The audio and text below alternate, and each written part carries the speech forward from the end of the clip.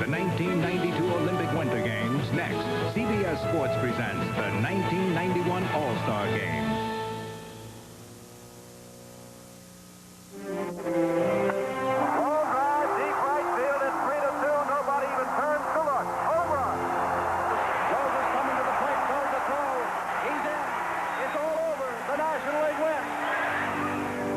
It was the original Dream Game, a one-shot sideshow for the 1933 World's Fair in Chicago, and you bet the Bambino was there. And with one swing of his mighty bat, he turned it into a classic. A Midsummer Night's Classic we now call the All-Star Game. It is gone! Home run, Cal Ripken. We're tied at 3. Ken Griffey on the run. He leaps and makes a spectacular catch.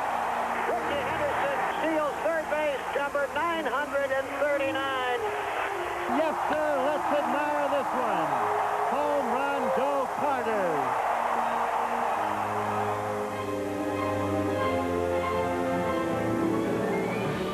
And now it's Andre Dawson. He hits a drive. Forget all about it. Goodbye. Dibble brings it. And a swing and a miss. What a play by Ozzie. Unbelievable. Clark hits it deep to right. And nobody's going to catch this one. It's a home run. And how great would it be if you could pencil in Hank Aaron and Willie Mays into your lineup? Have Stan the Man Musial step up to the plate for you? Or say, hey, Ted, go ahead and win it for us. And Williams did. The point is, great players provide great memories.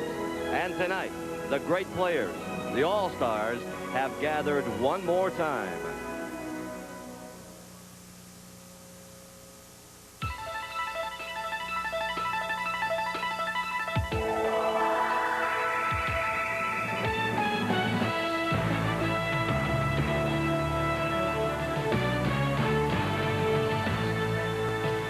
Well, we looked it up for you. Toronto. It's an old Indian word for meeting place. And here in Toronto, Ontario, the All-Stars are meeting to play baseball as they link our national pastime with the stadium of the future. My friends, this is SkyDome. 50,000 seats, 5 restaurants, a health club, and yes, even a hotel.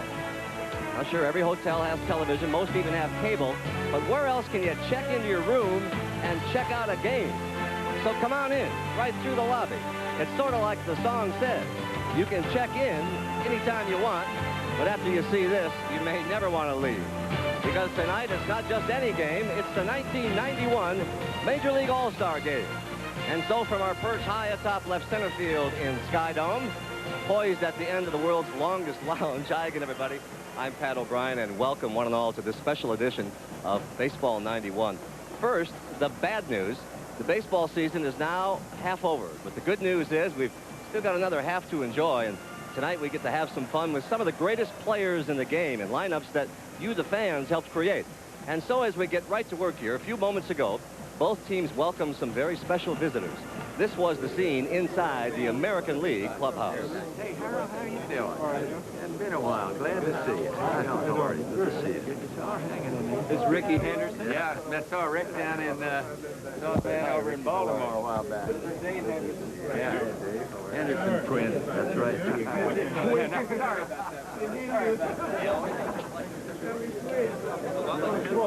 There was some scene in there. American League President Dr. Bobby Brown escorting Canadian Prime Minister Brian Mulroney and, of course, President Bush. Also in that American League clubhouse, the first brothers to start on the same All-Star team since the DiMaggio's back in 1949. And our Tim McCarver is with the brothers Alomar. Tim? Pat, here with the Alomar family. Sandy, you weren't that excited about playing baseball when you were younger. Why not? Well, I thought baseball was in front of me anytime, and God gave me that challenge, so I thought that that time it was kind of boring, but I was doing a lot of dirt biking, a lot of taekwondo, and I felt more interested for that at that time. Your feelings, Bobby, about starting with your brother in the All-Star game? Oh, yeah, I feel real happy to play with my brother. I think so we deserve this. We've been, you know, not only good player, we've been good person, and that's the main thing for us to be here in the All-Star game. Julio Franco says he should start. Your thoughts on that? Well, I thought he got a number. He should have started, but, you know, I don't vote for myself. The people vote for myself.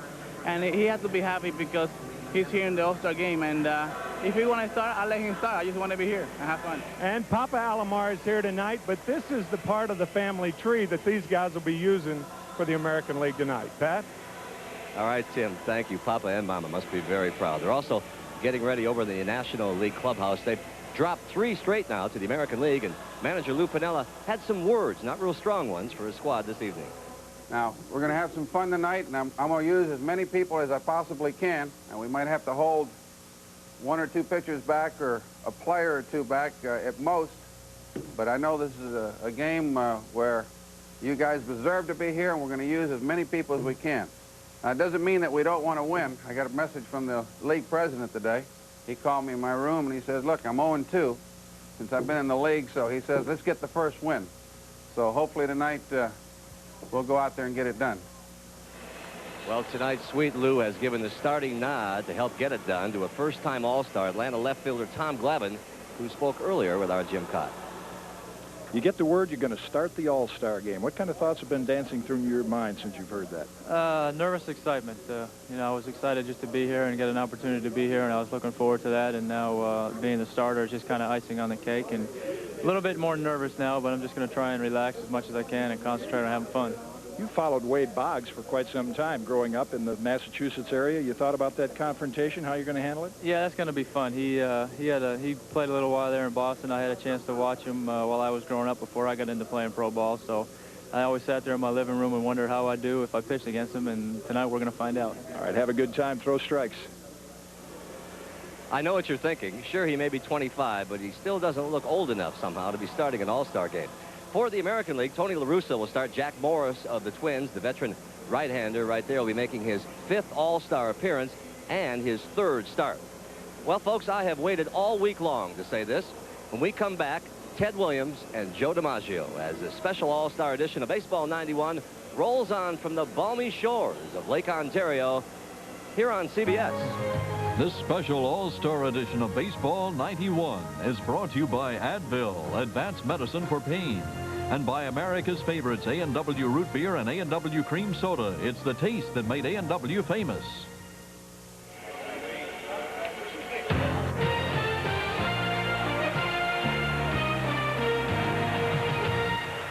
Welcome back. Of course, there are All-Stars and there are All-Stars. 50 years ago, Ted Williams and Joe DiMaggio electrified baseball fans everywhere, including a fellow Hall of Famer, our own Jack Buck, who joined them last night to talk a little baseball.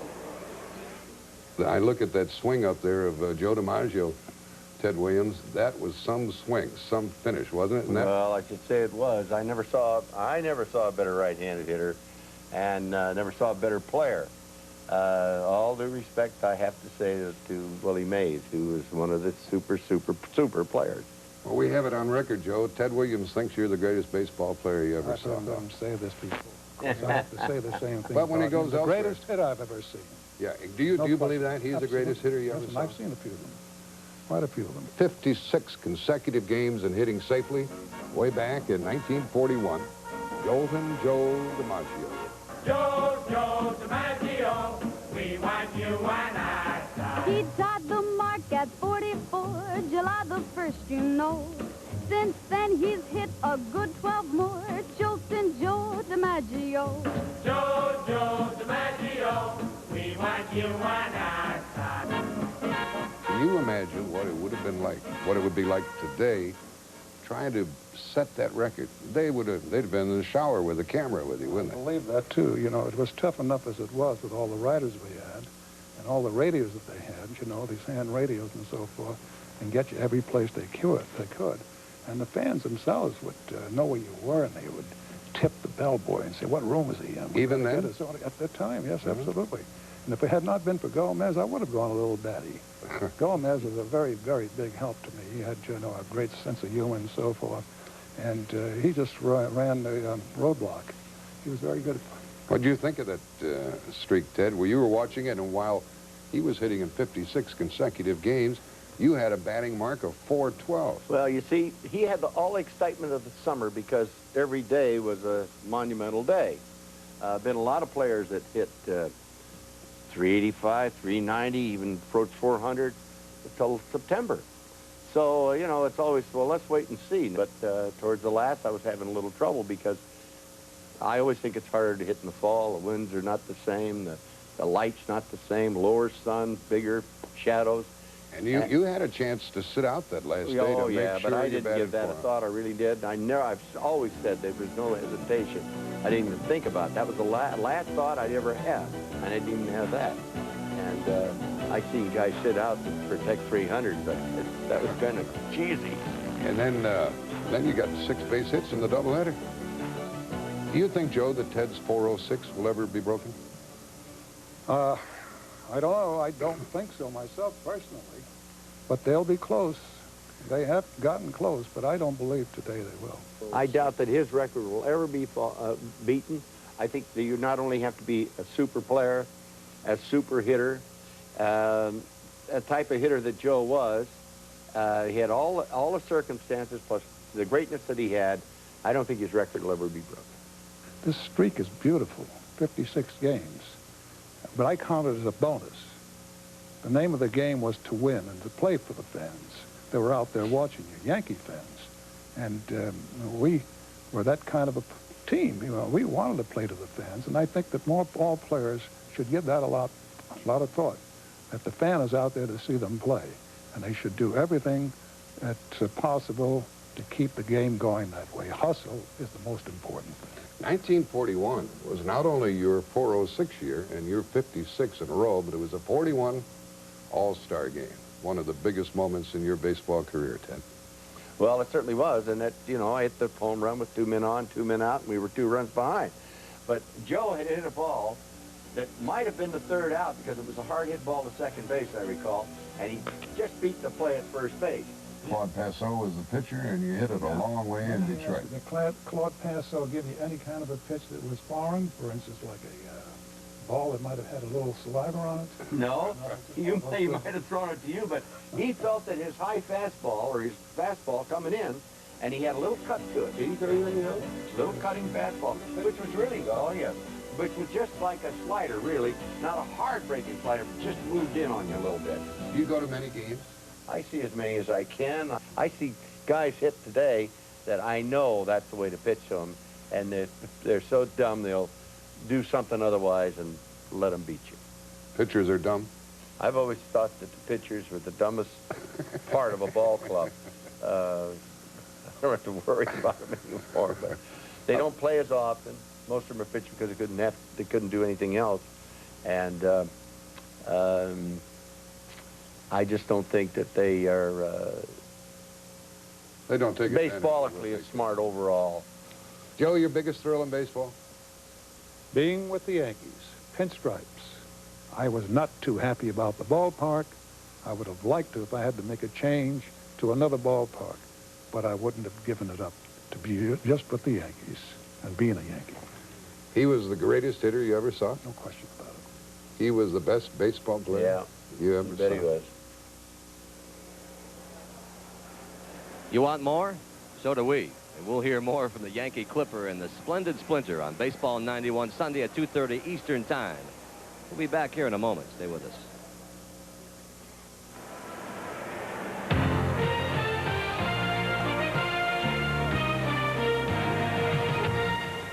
Well, the postcard people might want to take these pictures and put them on a postcard somewhere and mail them all over the world, as we are right now, because this is some beautiful sight here at the SkyDome in Toronto, Ontario. And the All-Stars are getting ready to play the All-Star game tonight. And tonight it's now time to meet the stars. And to do the honors, we turn it over to our public address announcer, Murray Eldon.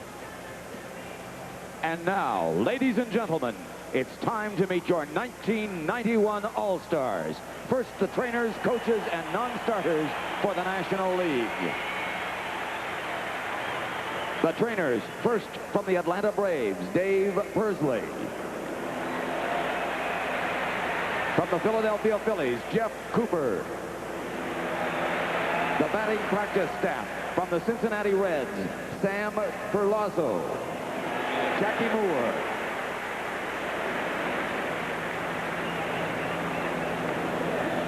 Stan Williams. The coaches, From the Houston Astros, Art Howe. From the Pittsburgh Pirates, Jim Leland. And now the National League non-starters. From the Chicago Cubs, outfielder George Bell.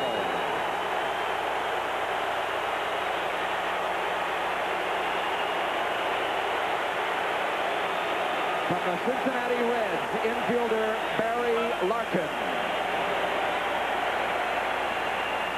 Outfielder Paul O'Neill. Pitcher Tom Browning. Pitcher Rob Dibble.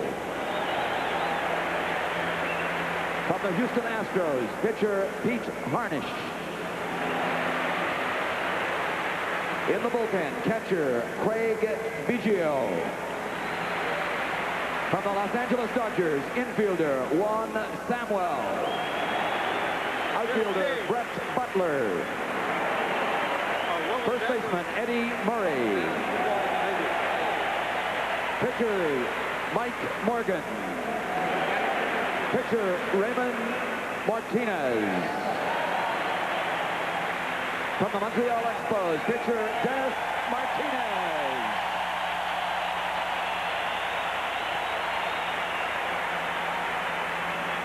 From the New York Mets, third baseman Howard Johnson. Pitcher Frank Viola. From the Philadelphia Phillies, first baseman John Kruk. From the Pittsburgh Pirates, pitcher John Smiley. From the St. Louis Cardinals, outfielder Felix Jose. Pitcher Lee Smith.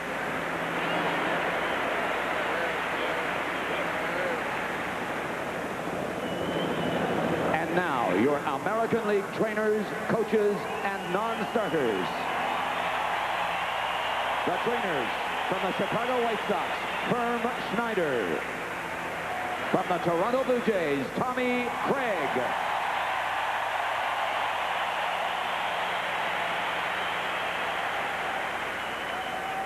The batting practice staff from the Oakland Athletics, Rene Latchman. Tommy Reynolds. World, Harney. In the bullpen, Dave Duncan. The coaches from the Minnesota Twins, Tom Kelly. From the Toronto Blue Jays, Cito Gaston.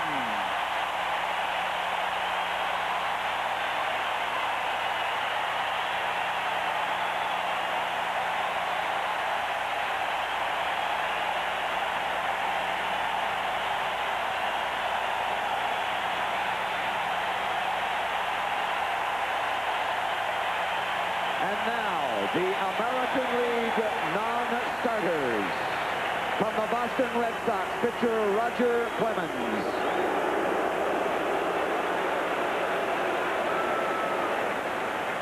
Pitcher Jeff Reardon. From the California Angels, pitcher Mark Langston. Pitcher Brian Harvey. From the Chicago White Sox, infielder Ozzie Guillen. Pitcher Jack McDowell. Catcher Carlton Fisk.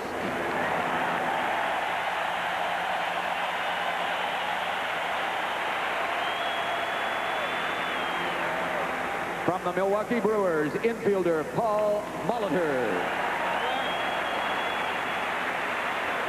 From the Minnesota Twins, outfielder Kirby Puckett.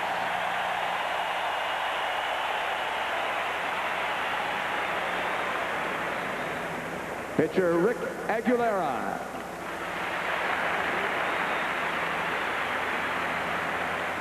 From the New York Yankees, pitcher Scott Sanderson.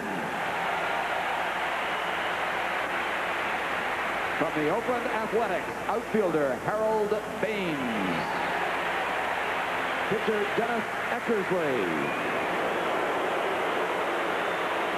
From the Texas Rangers, second baseman Julio Franco. outfielder Ruben Sierra. First baseman Rafael Palmero. From the Toronto Blue Jays, outfielder Joe Carter.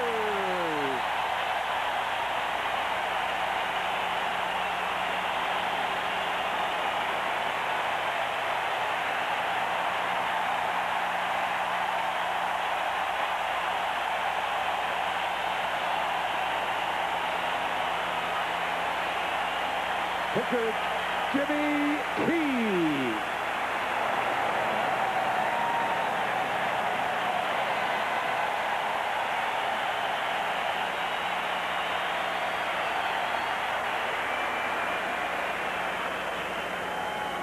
And now, your National League starting lineup, beginning with manager Lou Piniella.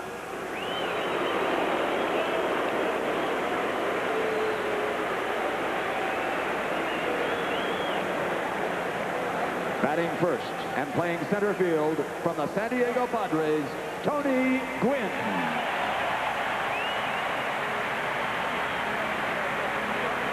Batting second from the Chicago Cubs, playing second base, Ryne Sandberg.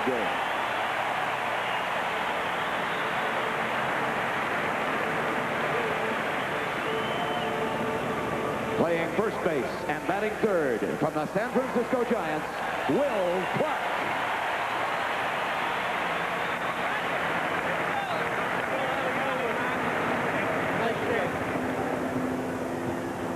Batting fourth, the designated hitter from the Pittsburgh Pirates, Bobby Bonilla.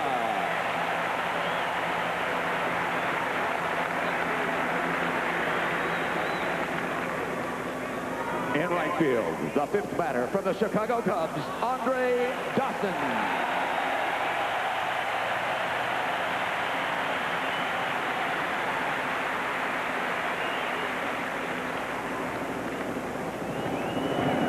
Batting sixth and playing left field from the Montreal Expos, Ivan Calderon.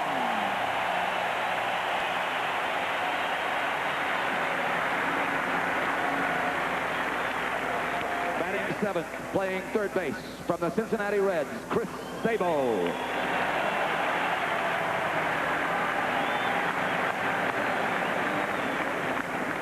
Batting eighth from the San Diego Padres, catcher Benito Santiago.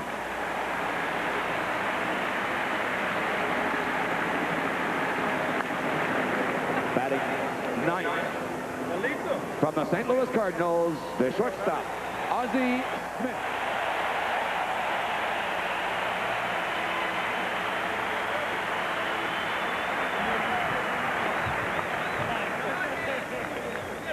And the National League starting pitcher, Tom Glavine.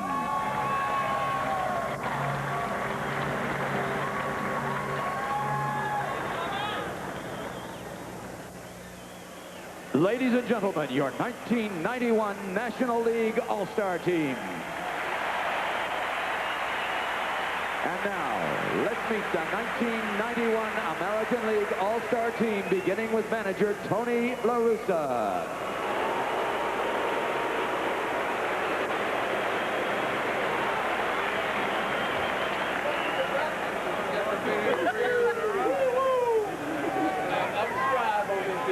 Leading off and playing left field from the Oakland Athletics, Ricky Henderson.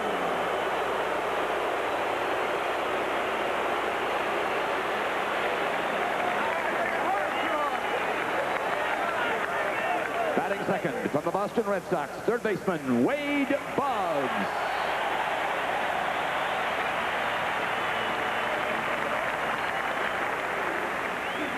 Batting third from the Baltimore Orioles, shortstop Cal Ripken Jr.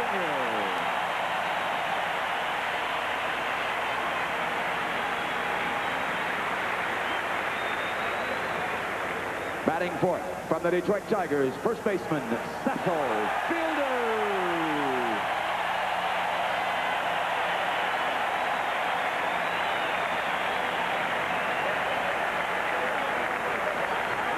Batting fifth from the Kansas City Royals, the designated hitter, Danny Tartabull.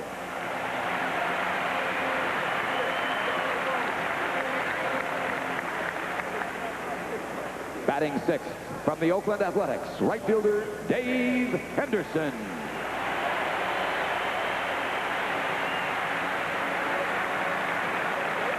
They don't boo the Hindu.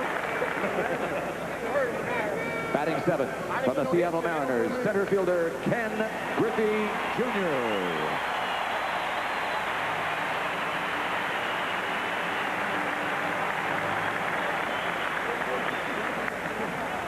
Batting eighth from the Cleveland Indians, tonight's catcher, Sandy Alomar Jr.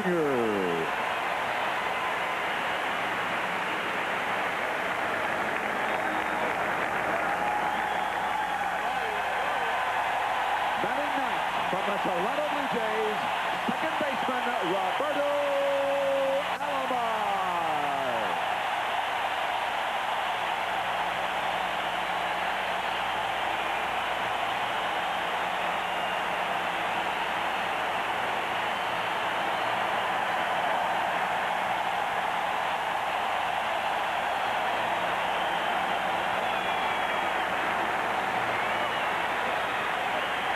Tonight's starting pitcher from the Minnesota Twins, Jack Morris.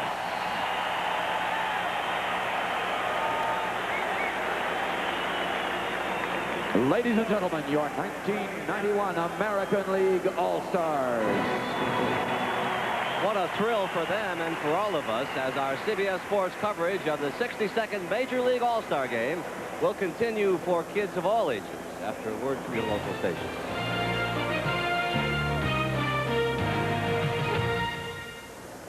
Welcome back to the SkyDome on this night of All-Stars. We look at Rod Carew standing next to Henry Aaron.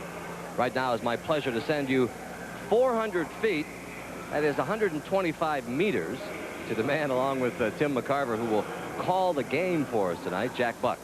Good evening, Jack, and I don't mean to be accusatory, but just where were you on the night of July 17th, 1941? Believe it or not, Pat O'Brien, I was a real little kid sitting in the bleachers in the Cleveland Stadium that night, doing play-by-play. My brother Earl was telling me to shut up, and we saw the Cleveland Indians, Al Smith and Jim Bagby, Ken Keltner, and Lou Boudreau stop Joe DiMaggio's hitting streak that evening at 56 consecutive games. Keltner with two great plays behind third. Tim McCarver and I had the pleasure of seeing Ken Keltner up in Milwaukee a couple of weeks ago. And then Lou Boudreau made a good play on a bad hop late in the game, and poof, went the hitting streak. And I'm sure all of you good baseball fans know that that same year, 1941, Ted Williams batted .406. He is the last player in baseball history to ever hit over 400. You saw some of it at the beginning of our telecast here tonight. I had the pleasure last night of being in Washington, D.C., chatting with Ted Williams and Joe DiMaggio. We talked for 52 minutes. You saw some of it tonight. You'll see some more of it next Sunday afternoon on our CBS baseball game with California playing the Yankees. You like goosebumps? We've already had quite a few here this evening. We're going to get some more because the PA announcer here, Murray Eldon, is about to introduce the Splendid Splinter and the Yankee Clipper.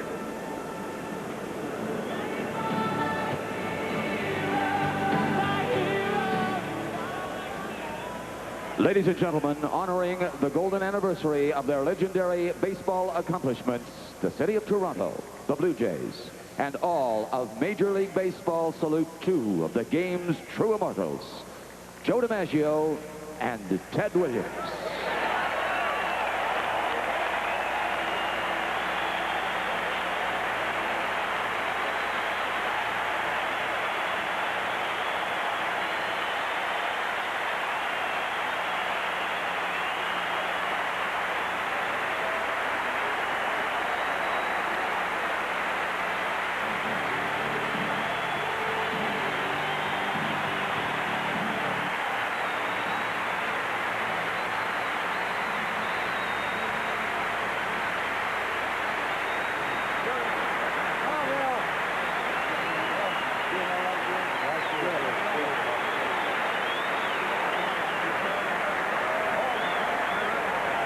Ladies and gentlemen, please rise as we honor the two great nations in which Major League Baseball is played. Please welcome Canadian actor Michael Burgess, star of Les Miserables, as he sings the Star-Spangled Banner. Michael is accompanied by the U.S. Marine Color Guard from Buffalo, New York.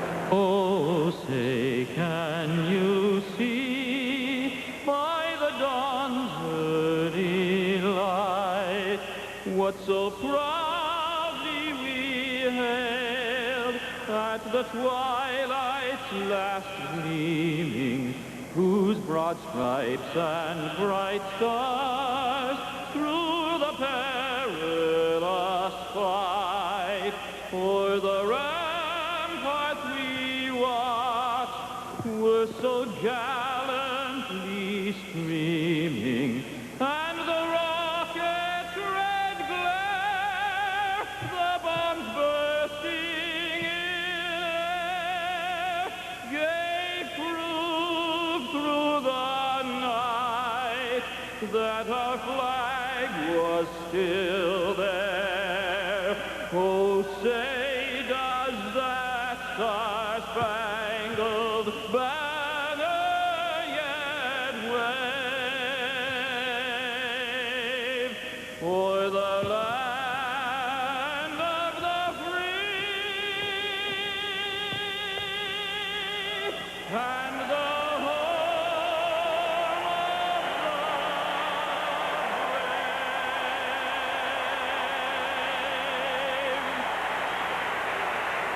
And now to sing "O Canada," award-winning singer and Toronto native Alana Miles. Alana is accompanied by the Royal Canadian Mounted Police Color Guard.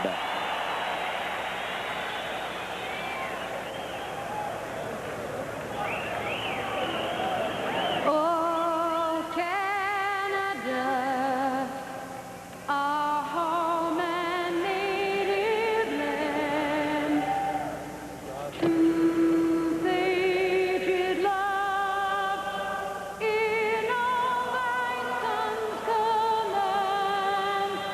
With flowing hearts we see thee rise, the true north strong and free. From far and wide, oh Canada, we stand on guard for thee. God keep our land glorious and free. Oh Canada, we stand on guard for thee. Oh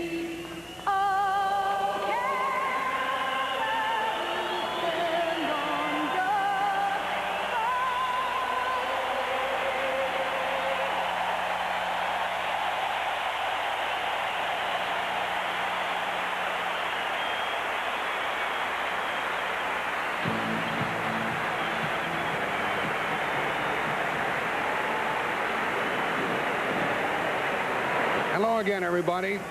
We're at the SkyDome. We're in Toronto. I'm Jack Buck with Tim McCarver. And Tim, these fans must be worn out already. We've already had some terrific thrills with the game yet to come. Well, there's been excitement here in Toronto since the team expanded back in 1977. And then the SkyDome came in a couple of years ago, the All-Star game this year. The only thing that they haven't had here in Toronto is the World Series, and they may have that this fall. Yeah, they may. I'll tell you one thing we do have. Some nervous players. Tommy Glavine already said that he's a wreck, ready to start this game. Tommy Glavine, one of 18 first-time All-Stars, and don't think they're all young either. Brett Butler, 11 years in the major leagues, his first All-Star game. Joe Carter, 9 years in the big leagues, his first All-Star game. Scott Sanderson will be 35 years old the latter part of this month. It's his first All-Star game. Exciting for everybody. Tom Glavine, the left-hander, will start for the National League against Jack Morris of the Minnesota Twins and the American League. This place is bubbling here tonight. We'll have more fun, and the first pitch moments away. We are accompanied tonight by the Fuji Blimp, and there's a view of some of Toronto, one of the most beautiful cities in North America. The ceremonial first pitch tonight was delivered by Ferguson Jenkins, who 7 times won 20 or more. He is Canadian-born, and he'll be the first Canadian-born to enter the Hall of Fame. That will happen on July 21st. And he still throws a pretty good arm, but not that good slider low and away like he used to throw, Tim. Slider low and away to right-handed batters. 20 game seasons that he won, primarily with the Chicago Cubs, the Texas Rangers. And the National League will be coming up there first to bat frequently because of the dominance of pitching, and because these hitters are facing a different pitcher almost every time. The games are low scoring. But Tim, I've seen some balls fly out of this park yesterday in the home run contest, and here in batting practice tonight. Well, Cal Ripken Jr. yesterday hit 12 of 22 out of the ballpark. 12 of 22. Unbelievable. The plate umpire tonight is Joe Brinkman. John McSherry of the National League is at first. Ken Kaiser of the American League at second. Jim Quick at third. Those are the American League umpires, and here are the National League umpires. McSherry, Jim Quick at third base, and Greg Bonet in right field. And while we're talking about umpires, we certainly give a kind thought to Steve Palermo, and his fellow umpires are dedicating this game to him as he recovers from a gunshot wound. That was tragic indeed. The starting pitcher tonight is from the Minnesota Twins, longtime of the Detroit Tigers, and Jack Morris is having a wonderful season with a mark of 11 and 6, and those are strange looking shoes that he's wearing, Tim McCarver. Wearing those shoes, they're all black for Scott Sanderson, the rookie of the Minnesota, or Scott Erickson, I beg your pardon, the rookie of the Minnesota Twins. Every time Erickson pitches, it is the day of death. He doesn't like any white showing on his socks, and Jack Morris very upset that even the white sanitary socks were showing a little bit.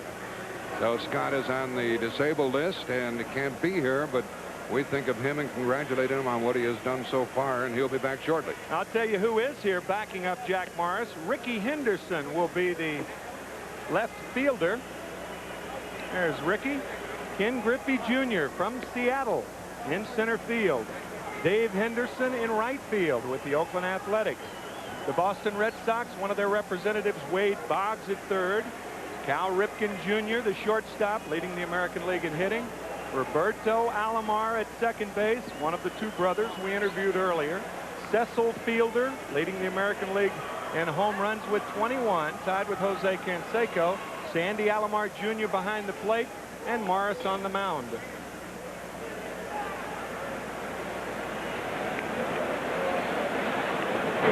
We'll see some forkballs from this pitcher. The leadoff hitter is going to be Tony Gwynn. He is leading the major leagues in hitting. He is in quest of his 5th National League batting title. 5 of them. Do we have a star in our midst? And what a wonderful person, Tim. Leading the National League with a .358 average, and that's kind of what he hits personally, too. Leading the league. Leading the league is correct. At third base, coaching is Sam Perlazzo, one of the lieutenants of Lou Piniella. And across the way at first, it is Jackie Moore. And Lou Piniella wants to win one. Tony La Russa, the manager of the American League, has won the last 2. And you heard Lou in the pregame talk to the players. He said, let's win one. And he got a call from the league president, Bill White, because the American League has won the last 3 All-Star games. National League still has quite an edge in the total games played. I'm wondering if Tony's going to take the first pitch, because he knows that Moore is going to try to get ahead, and he doesn't want to deal with that forkball. I wouldn't be surprised to see him swing. That should be the policy of all the National League hitters. They've seen the forkball before, however. First pitch, 1991 All-Star game. All-Star game number 62, and ball 1 high and away. He couldn't have swung at that one. Win 2 home runs, and he doesn't care about home runs. He takes a strike. Joe Brinkman said, that's a strike. By the way, we have a microphone on this plate umpire, so you're going to hear some of the happenings down there in the playing field. Edited, of course. 2 balls and a strike. Tape delayed, huh?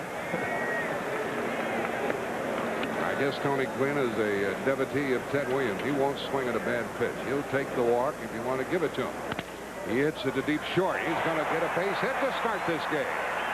That's typical of his hitting. Knock it around the park, and a leadoff single for Tony Gwynn. It didn't look like Wade Boggs saw that ball immediately. Kind of shifted to his right foot, and that was his first lean, and then he went back to his left, and the ball was by him by the time he recovered. I don't think he saw that ball well. Let's see if Boggs picks the ball up at third base real well. Boggs made some dazzling plays for the Red Sox in recent days. Much improved third baseman defensively. Here is Sandberg. Sandberg loves that open space to the right side of the infield, and don't pitch him inside. Low and away, ball one. Tim, I know you love the way Sandberg can turn on a ball. He's one of the more deadly inside hitters in the game. 187 career home runs as a second baseman, and remember his first year with the Cubs, he was a third baseman. Leadoff man is on, and there's a good strike from Jack Morris. Sandberg having a look at the third base coach, Sam Perlazzo. And it wouldn't be beyond Piniella to start a runner with a guy like Sandberg hitting. They play Ryan to pull just a bit. Quinn draws the throw. Jack Morris had the same thoughts, and Cecil Fielder returns the ball. Jackie Moore also in your picture. Sandberg hurt his hand about a week ago, and even the day after he was hurt, he said, I'm going to the All-Star game.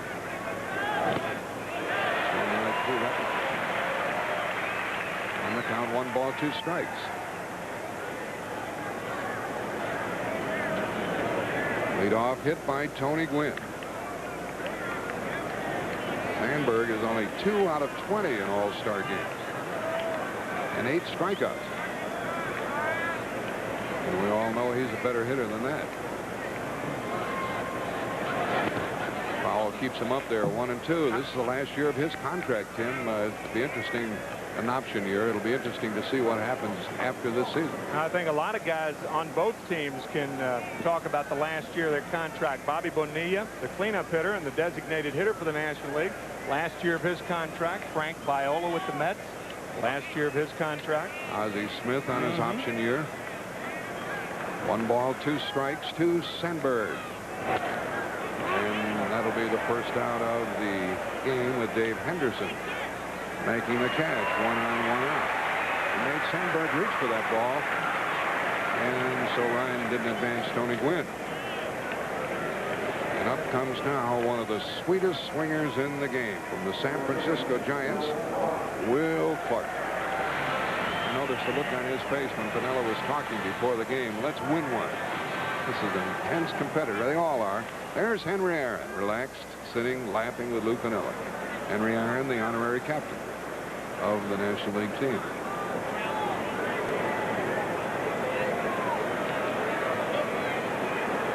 Gwynn is not a big threat to steal a base, but he has stolen 6 this year. You saw that graphic, the 4th start for Will Clark. This is the 21st start for Giant first baseman. Ball 1 high outside. Keep in mind, this is the 62nd All-Star game, so starting for the National League in about 1/3 of the games, actually a little more than 1/3 of the games, have been Giant first basemen. McCovey, Cepeda, Johnny Mize, Whitey Lockman. And of course, Bill White used to play for them. And the count is now 1 and 1. So the one thing that the New York Giants and the San Francisco Giants have not been short of, first baseman. Johnny Mize 5 times, Cepeda, McCovey, now Clark 4 times. Bill Terry, the first 3 All-Star games, 33, 4, and 5. And then Whitey Lockman. Well, what are you going to do with the bat, Will Clark? 1 on, 1 out, 1 ball, 1 strike here in the opening inning.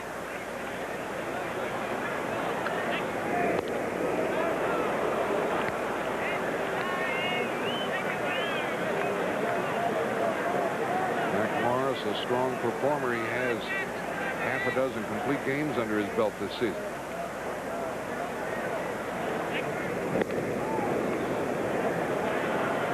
Gwynn could be running. The one thing you mentioned it about Ryan Sandberg when diving back. Ryan Sandberg and Will Clark, 2 hitters that are guys that have good bat control and yet power. Caught the corner, and it puts Clark in the hole, 1-2. A lot of times powerful swingers lose a little bat control in the process, and guys with bat control don't have a lot of power. But Clark and Sandberg combine both.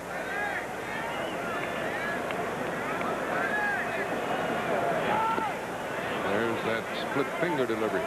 Tim, when a runner is going and the pitcher throws a split finger, does it make it tough for the catcher to throw? Well, it does if it's in the dirt, yeah.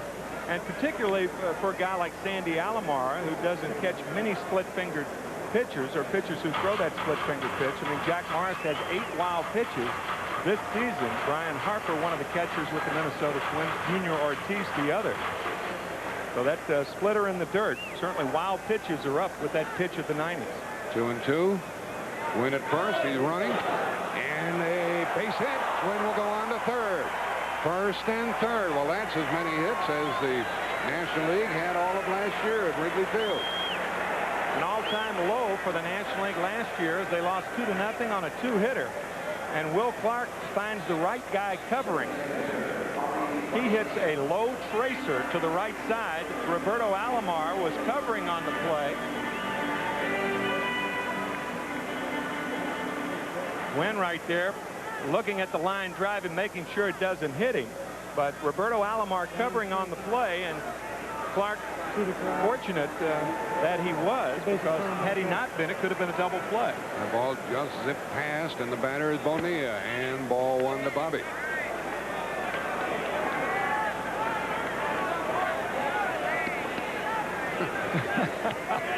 One would think that Alomar would be covering with Wynn running. But he was staying, wasn't he? Yeah. Bonilla wrapped himself in the head, and now wraps the ball and knocks Jack Morris down. And the National League leads 1-0 on their third hit of the inning. And let's hope Jack Morris is okay. We have had some injuries in All-Star games in the past, and we certainly don't want any here. There's not much sympathy in the National League dugout, is there? Bonilla single and an RBI, 1-0 National League. You hope that line drive got the sole of the shoe as opposed to the foot. I mean, that ball hit with resounding authority, a little one-hopper. And on the artificial surface, of course, a little faster than on grass. Morris appears to be all right. You'll see Morris's reaction once he is hit. And he's smiling about it. I mean, it can't be hurting. Look at him. Look at Bonilla. Morris hit in that area where there's little white showing. Well, we mentioned it early, little white showing. He's wearing those black socks in honor of Scott Sanderson, and that white showing was a baseball. Well, he's going to be all right, and that's good news. Back in 1937, we had one just like that when Earl Averill lined one off the foot of Dizzy Dean. That was the start of the downfall of Jerome Dizzy Dean. Well, in the 1950 All-Star game, Ralph Kiner's drive in the first inning, caught by Ted Williams. He broke his elbow, played the rest of the game, but was out with the Red Sox until September 15th, and the Red Sox ended up losing that season to the Yankees by 3 games. Well, fortunately, Jack Morris is okay, but unfortunately for him, he has to pitch to Andre Dawson, and he is talking to the catcher. Here's that 1950 play with Ralph Kiner batting in the first inning, Comiskey Park. Ted Williams in left field made the catch. You can see him grimace with pain. He broke his elbow, played the rest of the game, and was out until September 15th. But Jack Morris is all right, except for his first inning situation. He's given up a run. Clark is at second, and Bonilla with the RBIs at first, and Andre Dawson the batter. Ball 1. There they are. Infielders at double play depth. Dawson usually gets the ball up in the air. He has that uppercut swing. 1-1.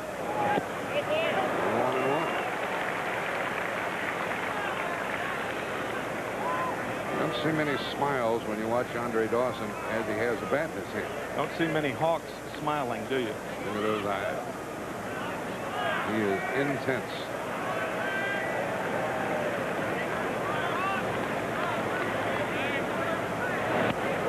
waited for that. That one had a heck of a swing and fouled it back. What a swing, 1-2. Watch him commit with that left foot, but keep the bat back.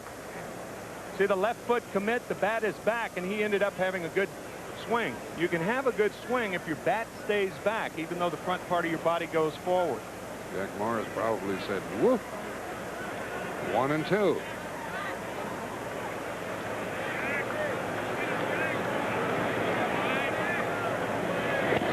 And a ground ball to third. Might be a double play. They got 1 and 2. A double play, and the inning is over. Quite a pivot by Alomar at second base. 1 run on 3 hits and 1 left for the National Leaguers. CBS Sports coverage of the 62nd All-Star Game from Toronto is brought to you by Today's Chevrolet, who invite you to see why more people are winning with the heartbeat of America. Coca-Cola Classic, you can't beat the real thing. AT&T, the right choice. And by Budweiser, with that clean, crisp, cold taste, nothing beats a Bud. Pretty picture here in Toronto. Way down there on the pitching mound, making his first All-Star Game appearance, is the base stater from Massachusetts, Tommy Glavine. He leads the National League in earned run average, 1.98. He's 112, lost 4. He's second in earned run average only to Scott Erickson of Minnesota. Defensively for the National League, Ivan Calderon, the left fielder. When Darryl Strawberry said he would not play, Calderon was named as the starter. Tony Gwynn in his 4 Gold Gloves in center. Andre Dawson in right field. Chris Sabo, Rookie of the Year 3 years ago at third. Ozzie Smith at shortstop. Ryan Sandberg at second. Will Clark, the first baseman. And behind the plate, Benito out Santiago. How do you think they'd like a lineup like that in Denver or Miami in 1993? I don't think they're going to have a lineup like that. That's an excellent point. I salivate for lineups like these.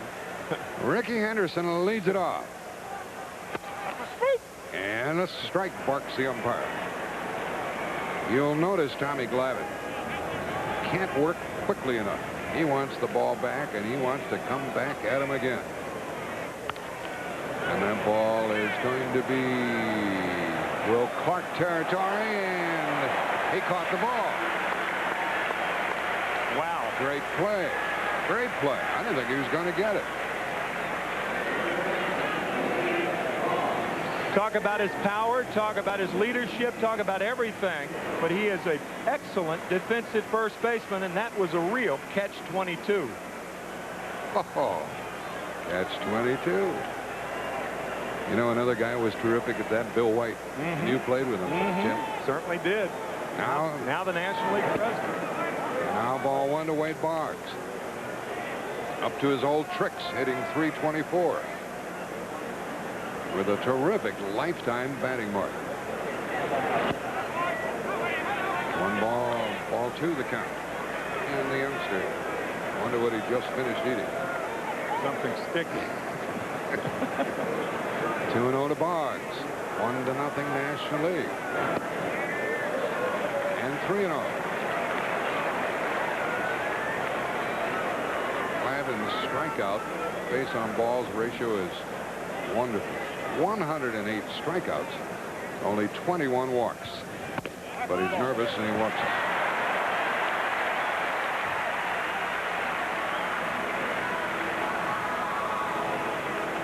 Another fellow who's having a wonderful season is the Minnesota manager, Tom Kelly. He's coaching at third. And what an ovation. You heard it for Cito Gaston, the head man of the Blue Jays. He's coaching at first.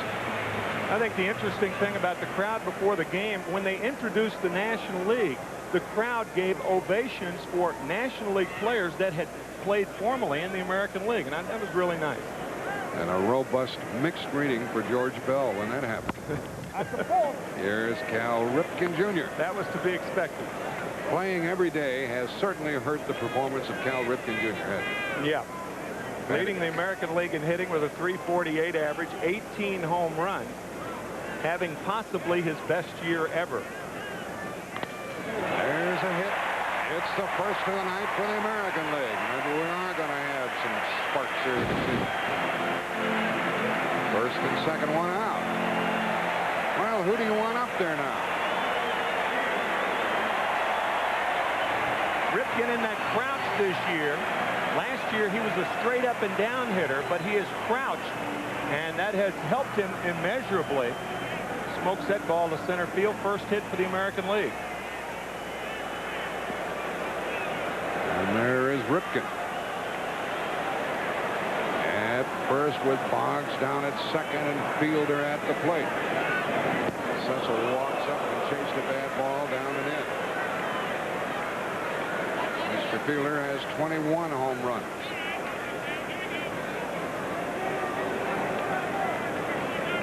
Slider out of the strike zone. Nice play by Santiago, the catcher.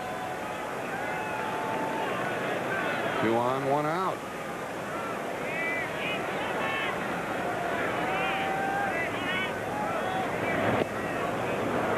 Fooled me once, but not twice with that same pitch. 1 ball, 1 strike. Boggs drew a walk with 1 out. And Ripken singled him down to second. And the National League has a run which could be erased by Cecil.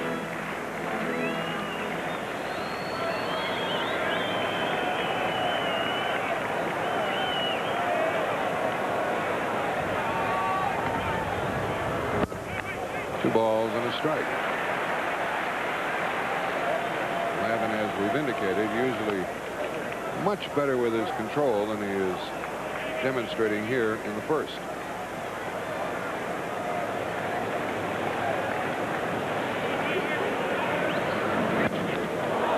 It's a foul to the right. That's one thing about Fielder. He can go the other way and hurt you, and not necessarily with a home run. He's a clever hitter. Remarkable that only 5 years ago, Cecil Fielder and Fred McGriff of the San Diego Padres were platooning with the Toronto Blue Jays. And last year, between the two of them, they had 87 home runs, 51 for Fielder, 36 for McGriff. Where is Fred McGriff? He should be here. One of the real injustices of this game, I think. I mean, he was 4th in the voting, popular voting, 2nd behind Will Clark, who is the starting first baseman, but Eddie Murray was named as a replacement. Not that Eddie's not having a great year, but Fred McGriff a little better one. A strikeout for Glavin on a pitch high and away, the second out of the inning. That typifies Detroit this year, home run or strikeout, and doing well, the Tigers are. Cecil Fielder with 182 strikeouts last year, waves at the high fastball from Glavin. And so this Toronto crowd will root for one of the enemy during the regular season, Danny Tartable, and he's been on a tear. He's hit 20 home runs for the year, 2 on, 2 out.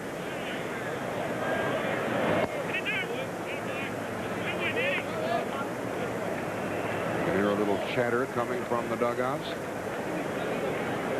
National League leading 1-0 in the first.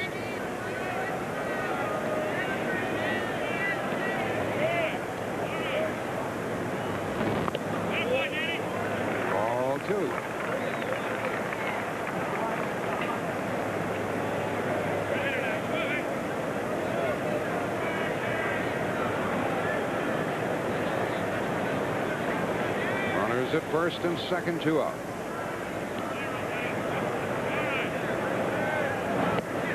That's a strange number Benito Santiago is wearing.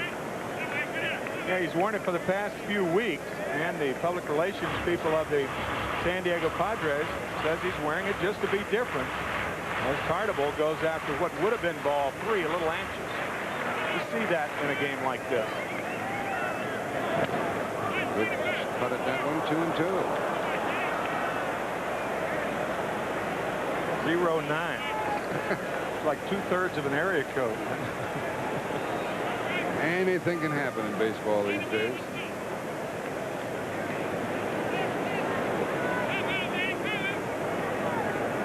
Benito. What a great catcher.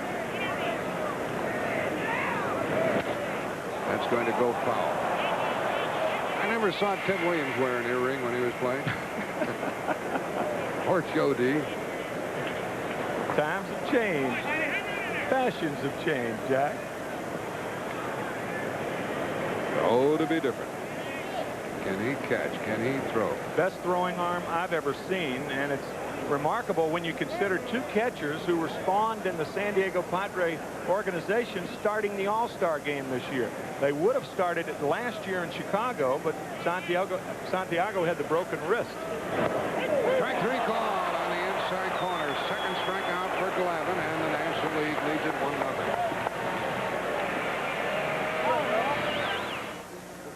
Do you favor the use of instant replay as an officiating tool in sports? You can register your vote by calling this AT&T MultiQuest 900 service number, 1-900-436-9000. Each call will cost 95 cents. You must be 18 years or older to vote. You'll have the chance to vote on 4 different sports. There's Cal Ripken playing shortstop for the American League, and we had a few words from his mother about Cal when he was a youngster. We'll catch up with that in a moment. Ivan Calderon takes ball 1 from Jack Morris. Second inning, 1-0 National League. Calderon got a nice hand from the crowd. He's playing in Montreal these days in a foul. Makes the count 1-1. Calderon, Sabo, and Benito Santiago in the center. In case you just joined us, and I hope that's not the case, I hope you saw Ted Williams and Joe DiMaggio introduced and caught all of the other action. 3 hits in the first inning. Win, Will Clark, and an RBI hit by Bobby Bonilla.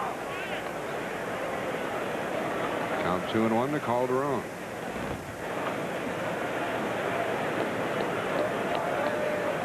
National League dugout. Juan Samuel, Felix Jose, Bonilla, Dawson. Up high, and it's 3-1. I think the most surprising stat about this batter is the fact that he's been stealing bases for the Montreal club. Stealing about as many as Tim Raines, the person for whom he was traded from the White Sox, would have stolen. He has 20, and he's going to be on base. Good piece of hitting there as he waited.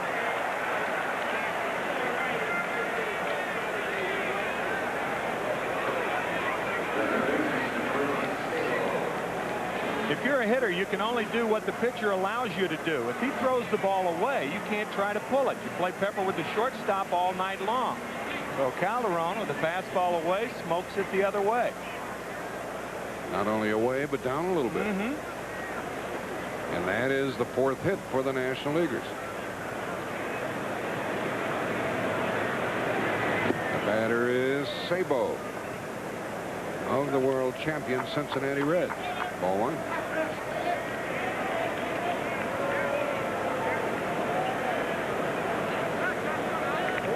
First Red third baseman to start 2 straight All-Star games. Pete Rose did it back in 1976 and 78. 2 of the 3 years. Pete, of course, there you are. Pete, of course, starting the All-Star game in 5 different positions. On a hit and run, they'll miss the runner at second and get Sabo at first, but they did advance the runner. Piniella has him on the move.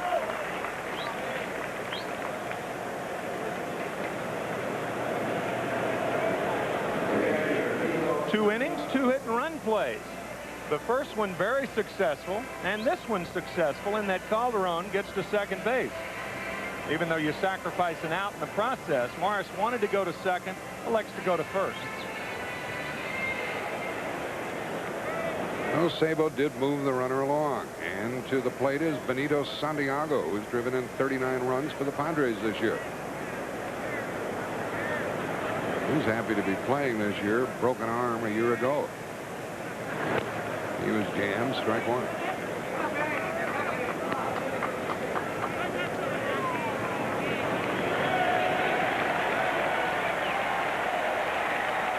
This crowd is revved up and they're having fun. And the National League has 4 base hits and a 1-0 lead, and Santiago could increase that. 1 out. Tonight you're seeing a piece of Americana with DiMaggio and Williams, and a piece of North Americana with Toronto, the host city. A remarkable structure this is. SkyDome opened in June of 1989 as Jimmy Key, who lost the first game in June of 1989 for the Toronto Blue Jays, the first game played in this ballpark. So Jack Morris might not pitch the maximum 3 innings.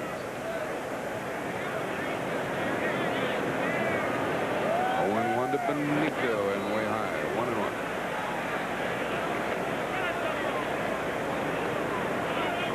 If Santiago doesn't do it, the Wizard will have a shot at it. Ozzie Smith.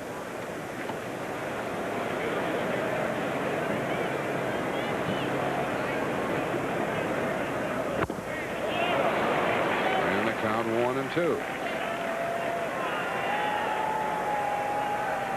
Morris has no strikeouts. But he has Santiago set up.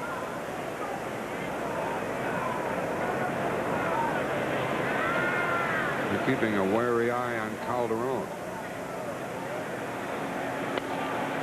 The ball is foul, keeping it 1-2.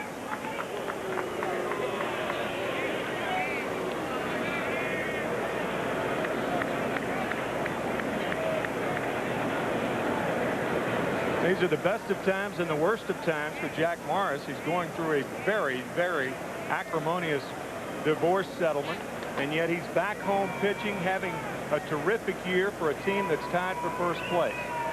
Best of times and the worst of times for Jack. Santiago hits another foul, and I'm still watching Calderon down there at second base, Tim. He looks like he'll go if Alomar ignores him.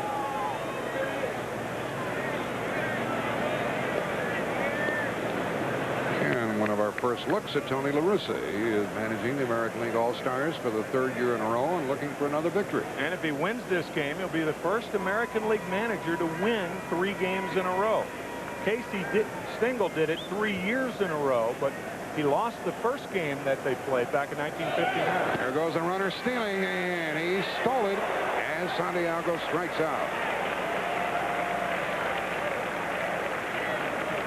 I think Jack Buck has the National League signs. Calderon, we mentioned 20 stolen bases during the year, and this is the best time to try to steal third base with 1 out. You don't try with nobody out. You don't want to make the first out at third. You don't try with 2 outs because you don't want to make the 3rd out at third. And that's why with 1 out, it's the best time to do it, but Santiago ends up striking out for the 2nd out. And it took a good play by Boggs to avoid an error. Ball one way high to Ozzie Smith. And you have noticed that we are using the designated hitter here this evening. Lou Piniella is familiar with that from his Yankee days. Ball 2 to Smith. What a season Ozzie is having. He is hitting .315. People are wondering if he's going to be in St. Louis next year. He'll be somewhere. And he hits the ball foul. 2-1. Ozzie says, Tim, he wants to play shortstop until he's 40 years old. He's the oldest shortstop in the major leagues right now, 36, so that's another 3 or 4 years. I think a team would probably go ahead and give him a 3-year contract. I mean, he's playing like he's 26, not 36. Fastball away to Smith. Runner at third, 2 out, 2-2. Fastball away, evens the count. Calderon led off with a single. Sabo moved him along. Stole third as Santiago struck out, and it's up to Smith. 3-2.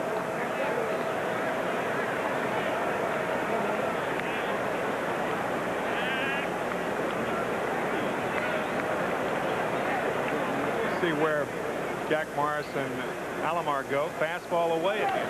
And out of play. You use the DH. There's no breathing room for a pitcher. Not when your number 9 hitter hits .315. And Tony Gwynn waits on deck. Right.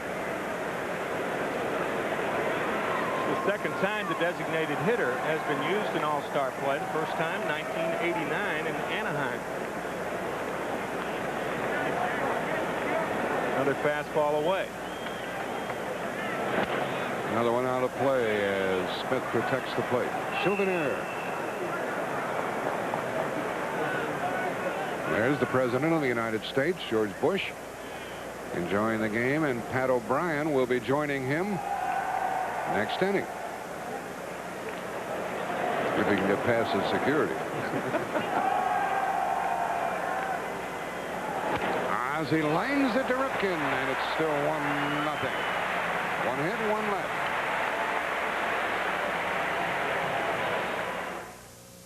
The Yankee Clipper. And a busy day for the President of the United States. He was in the Rose Garden honoring Ted Williams and Joe DiMaggio with a plaque. Thank you all their great accomplishments in 1941. And tonight, the President is in Toronto enjoying a little baseball game. Thank you for joining us, Mr. President. I must say that that protocol dictates that I turn to the Prime Minister first. We are in Canada. And Mr. Prime Minister... I'm a better hitter than the President. Is baseball becoming a North American pastime now? Started in Montreal in '69 with the Expos. They've had a marvelous run at it, and this franchise in Toronto has developed into one of the strongest in the majors, as you can see from the crowd tonight. Your accomplishments, among them, you have become almost the baseball president. You were a great first baseman at Yale, and you love the game. The commissioner tells me you call him and talk about the game. Your son's one of the owners of the Rangers. What is it you love so much about the game? I just love being out here. I know the game fairly well. I like the intricacies of the game, and it's really just being at the ball game, relaxing, watching the play, trying to figure out what they're going to do.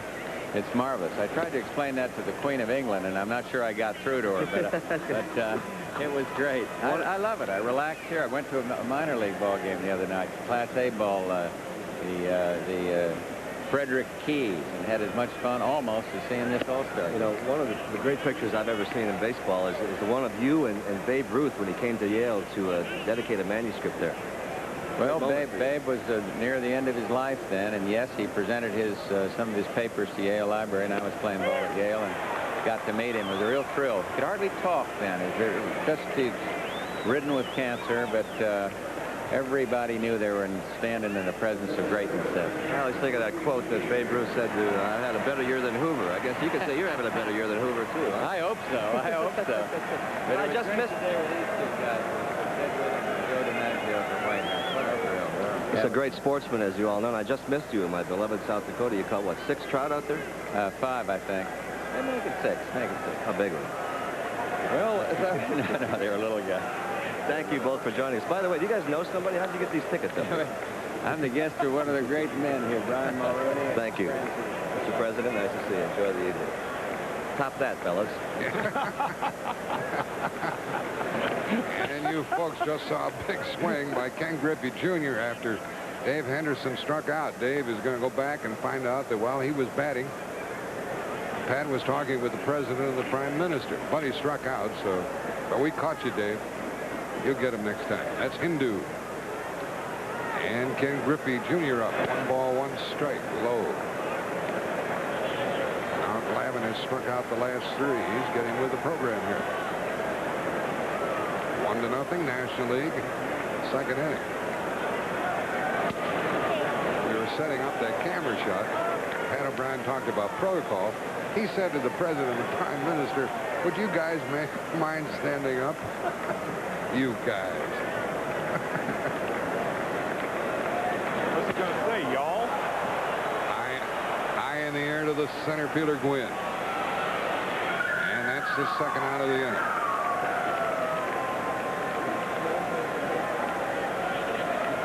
American League has 1 hit and a walk and 2 out and nobody on. Gwynn is not usually a center fielder, but he can play out there. Played 89 games there last year. There's the center fielder for you right there. Here's Sandy Alomar Jr. Actually, that was 1989, the last time that Tony Gwynn played 89 games in center field. So 89 and 89. Kim, did you tell me that Sandy Alomar Sr. flew up from Puerto Rico for the action? He's here at the game, right? He is now a traveling infield instructor with the Chicago Cub minor league system, but he's here tonight, yes. 1 ball, 1 strike to Sandy. He doesn't really have all-star stats. No home runs, 4 RBIs, hitting .241, but the fans like him, so here he is. Rookie of the year in the American League last year. And he got jammed, and he flies it out to Tony Gwynn. Glavine has retired 5 in a row, and after 2, National League 1-0. You're watching CBS Sports coverage of the 1991 All-Star Game. We played 2 innings. And they announced Jimmy Key as the new pitcher for the American League. Listen.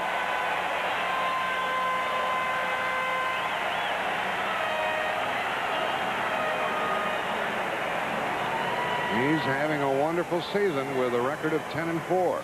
Yeah, the Blue Jays, pardon me, Jack, the Blue Jays with 4 of the top 10 leaders in the American League, leading in earned run average. Jimmy Key, one of them. Also Brad Wells, Dave Steve, and Tom Candiotti. Blue Jays really with a tough pitching staff. That's why they're 5.5 ahead of Boston. Here's Tony Gwynn. And he lines it right at center field. Well, we told you about Cal Ripken. Here is his mother. He threw hard for an 8 or 9-year-old, and he hit 1 batter, and he hit 2 batters, and he hit 3 batters, and the coach calls times, and he goes out and he says a few words to Cal, and he came over to me and he said, Cal looked up at me and said, they don't move out of the way very fast, do they? So he used to be a pitcher, and what a shortstop and hitter he has become. Sandberg is up 1 out. Ball 1, ball 2. We have other family portraits to show you this evening. Adding to the spice and our adoration of the game. Ball, they call it a strike, 2-1. I wonder how many games in a row Cal Ripken played as a little leaguer. He's played 1,491, second to Lou Gehrig. Remarkable. And the count 2-2 to, or 3-1 to Ryan Sandberg.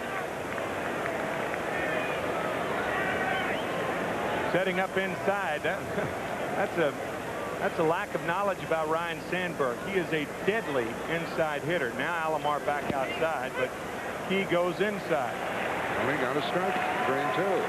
Alomar having difficulty hanging on.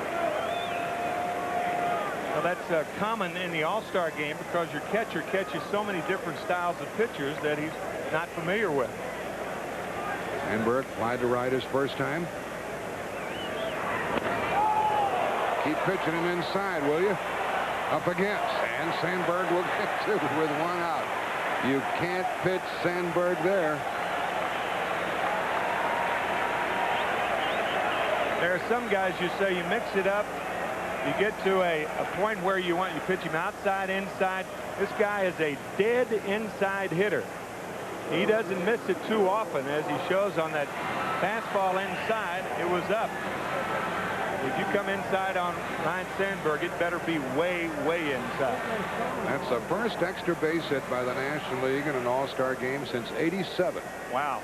They haven't homered in the last 6 years. Really? Right. That one got by me.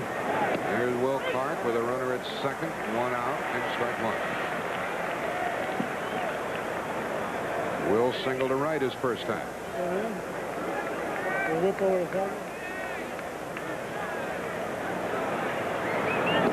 2 years ago, they gave Clark the Silver Spike Award, emblematic of the best collegiate player. They knew what they were doing, didn't they, Tim? Down in Mississippi State, Rafael Palmeiro and that strong hitting Texas lineup now. Palmeiro signing with the Cubs, going down to Texas. Texas ahead in the American League West. Fielder to the pitcher, Key, 2 out, runner at third.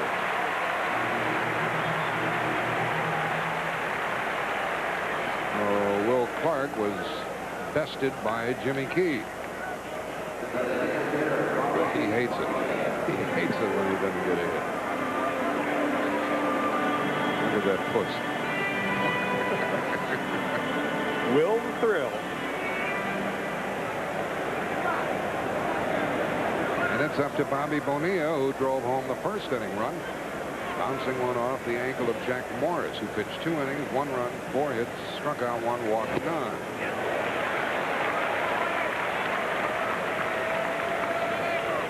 This Toronto pitcher has had some arm miseries in the past, and we're happy to see that he's overcome those and doing well. 1-1. It's Dave Steve of the Blue Jays that's on the shelf now. And that's what prompted the trade for Tom Candiotti. Roger Clemens now in the pen. They've got to have in the pen. They keep coming at you, don't they? That's a strange feeling for him to be warming up in the bullpen during a game. And it's got to be even stranger for Jimmy Key. This is his first bullpen appearance since 1986. He'll take it, though. It's an all-star game, right? Right. He has a runner at third, 2 out, behind Bonilla. And a foul, 2-2. National League got a run in the first on hits by Gwynn, Bart, and Bonilla.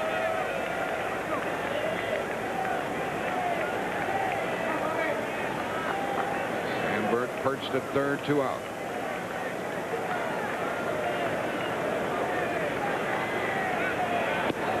Struck him out away. Now the National League is left free. We'll return to the SkyDome after this message and a word from your local station. Way down here, the score is 1-0 National League. One of the hot teams in baseball, the Yankees. 2-2. Drive deep to right. If it's fair, it's a fair ball. Mel Hall has hit a 3-run home run. Barfield's first pitch, line drive, base hit to right field. Sierra up with the ball. Here comes Sachs. Here comes the throw. He is safe. Barfield's got a beat on it, and he's got it. Davis tags. Look at Here it. comes the throw, and Holy cow, what a throw! Holy cow, what a throw. You see those Yankees against the Angels Sunday at 2:30 Eastern Time with the pregame show. And on that pregame show, more of the Ted Williams, Joe DiMaggio interview. So catch it early. We have a new pitcher, Dennis Martinez, and the batter from the Blue Jays, so we don't know who they're rooting for. Martinez from Montreal or Roberto Alomar. He's batting in the number 9 spot. Bottom of the third, 1-0 National League. Martinez 10-5. Out of play.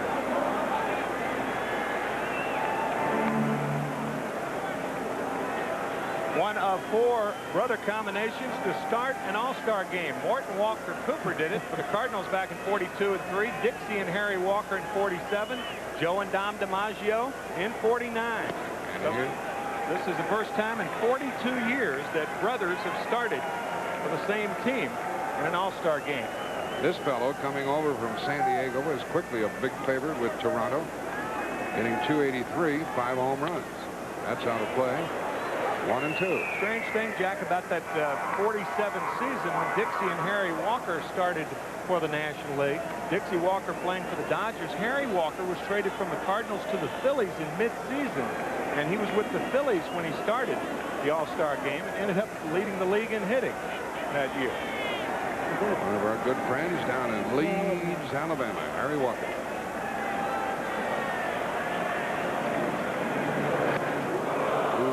Don't do that to our hometown boy. 2-2, and that is not unlike Martinez. Pitch inside for effect. You can see Santiago sitting inside. I wonder what Sandy Alomar thought about that knockdown pitch. He probably laughed. Look at that. Got him. We got him. That'll wake you up, Roberto.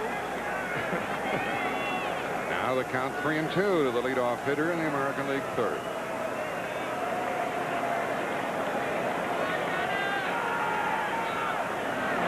Out of play.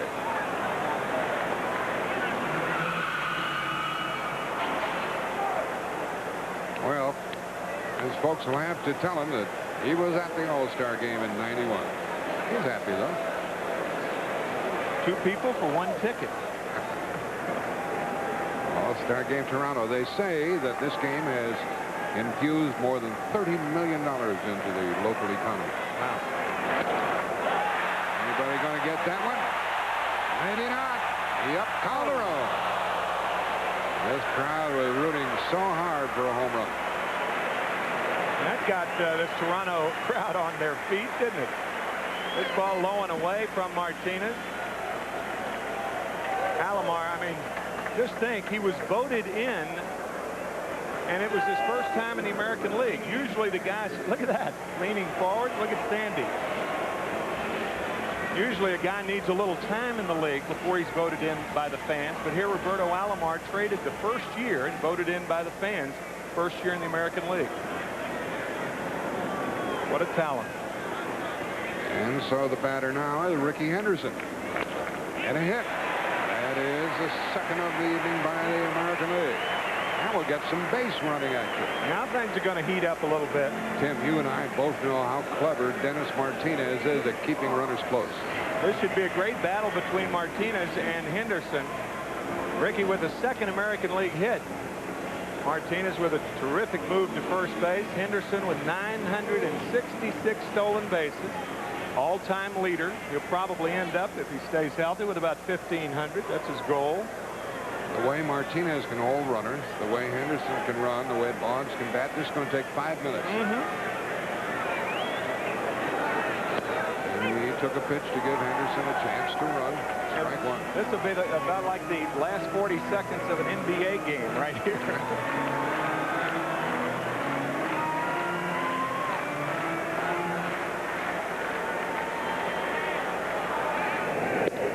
1 on, 1 out, and Henderson has stolen 966. There's his manager. He's on the move.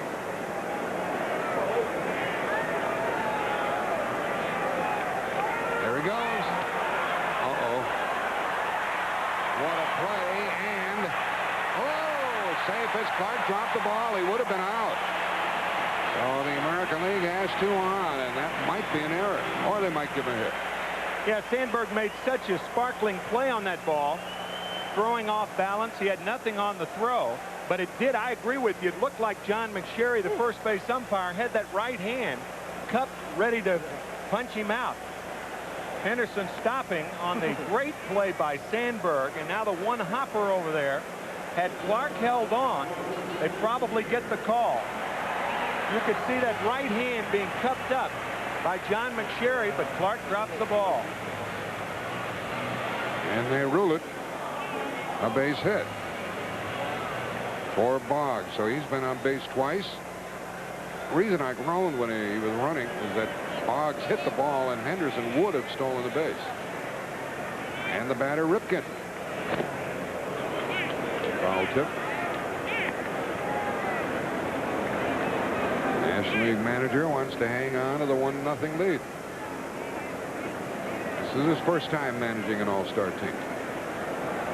And there's LaRussa. He wants a hit from Ripken. Speaking of first times, I wonder how many times Cal Ripken Jr. has faced his former teammate. The answer, none.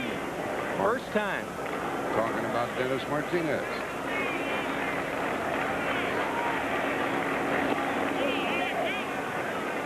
1 ball, 1 strike. Ricky Henderson has thoughts about stealing third base. If he does so, he'll do it against a very good catcher, Benito Santiago. Both Santiago and Alomar, very unusual. They throw from their knees as well as they do standing up. It's amazing what they can do. 2 on, 1 out. Inside 2-1. Bottom of the third. 1-0 National League. 2 on, 1 out for the Americans.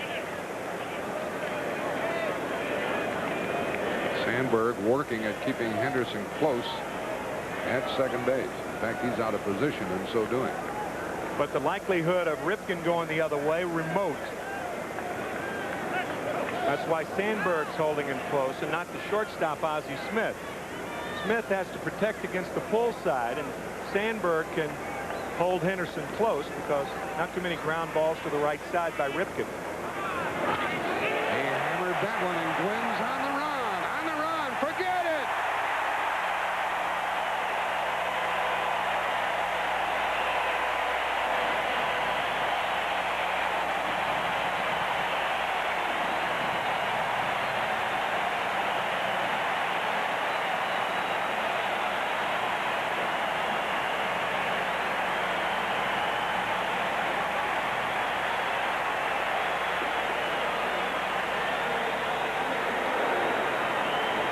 Well, he tuned up yesterday in the home run hitting contest. Did he ever? We mentioned 22 at-bats yesterday. 12 home runs, far and away the best in the home run hitting contest. And he duplicates that feat. 2 at-bats tonight. Has 18 during the season.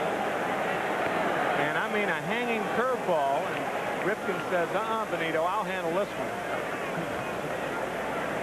Well, how about back-to-back, Cecil? 1-1. Crowd groans. Fielder fanned his first time. 3-1 American.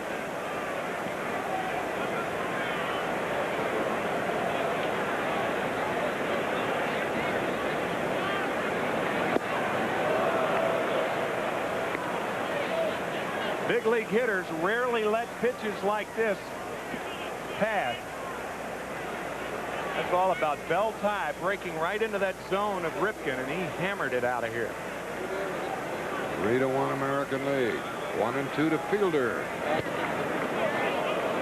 2-2. He was looking hopefully at the plate umpire. You're not going to call me out, are you? This is the most pleasant of people. Cecil Fielder.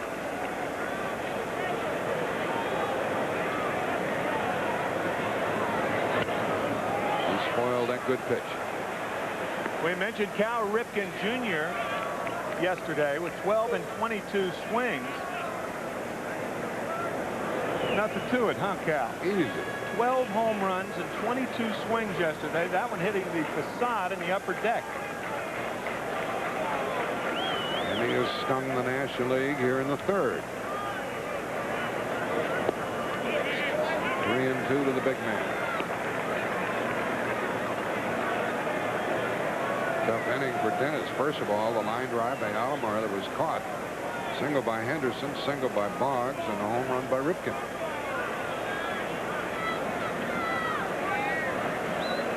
Up the middle, and there's Sandberg.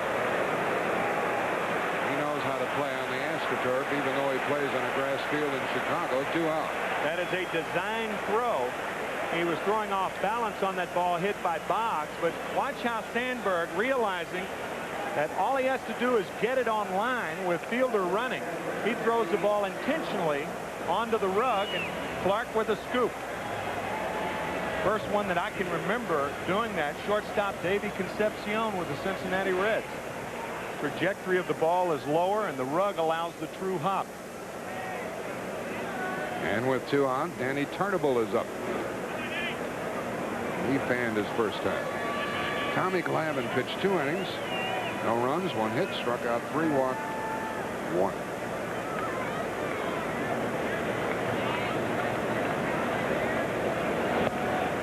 And Dennis Martinez started this inning fresh, and he's been roughed up. And that's the way the fans like it. Action.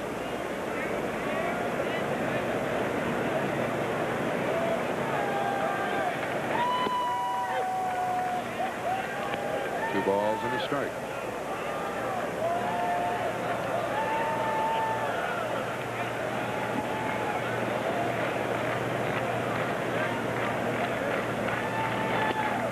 Hard hit to Sabo. Have another look at that home run. 3 runs, 3 hits. 3-1. American League on top.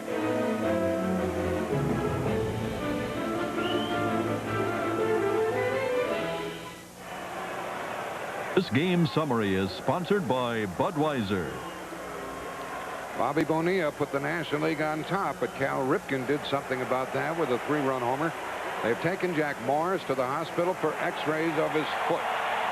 And this is when he was struck by the batted ball off Bonilla's bat, which drove in the run. He continued to pitch, but now he's on the way to the hospital.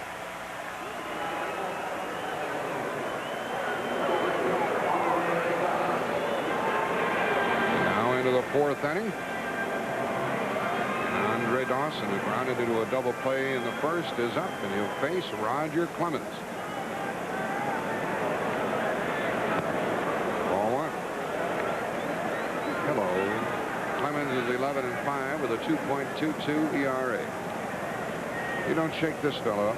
Joe Carter, whose name you see there, is in left field. And Andre Roy Dawson is the batter. We're in the 4th.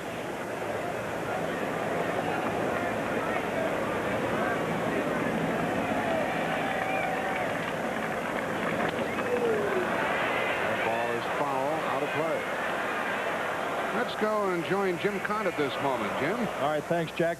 National League starter Tom Glavine, 3 strikeouts, a hit. Was the confrontation with Boggs all you thought it would be? Well, I didn't live up to my end of the bargain. I think he got up there and I tried to relax a little bit too much and didn't throw anything near the plate, unfortunately. But I made it through and everything's all right. It's fun to play baseball in Atlanta again, isn't it? Yeah, it is. We're having a lot of fun down there playing. I know the fans are having a lot of fun. We just want to keep winning and keep things going and hopefully stay in the pennant race as long as we can. Got a great young pitching staff behind you. More guys down there. Yeah, we do. We've got a few more guys in the minor leagues that are pressing us up there in the big leagues for some jobs. So we're going to have to make us pitch a little bit harder, and hopefully they can come up and help us out, and it'll be a welcome addition. Great job, Tom. Thanks for the visit. Back to Jack and Tim. Okay, Jim Cott. Glavine pitched 2 innings, no runs, 1 hit, struck out 3, walked 1. Count has gone to 3-2 on Dawson. Speaking of the Braves, they resume Thursday night at home against St. Louis. Dawson corks it to center. How far did you hit that one, Andre? Look out wherever you are. Wow, what a home run. It's 3-2. That ball went more than 450 feet, I would guess, Tim. Well, all you have to do is watch the reaction of Ken Griffey Jr. I tell you, Roger the Rocket Clemens was aptly named after that pitch. What a rocket.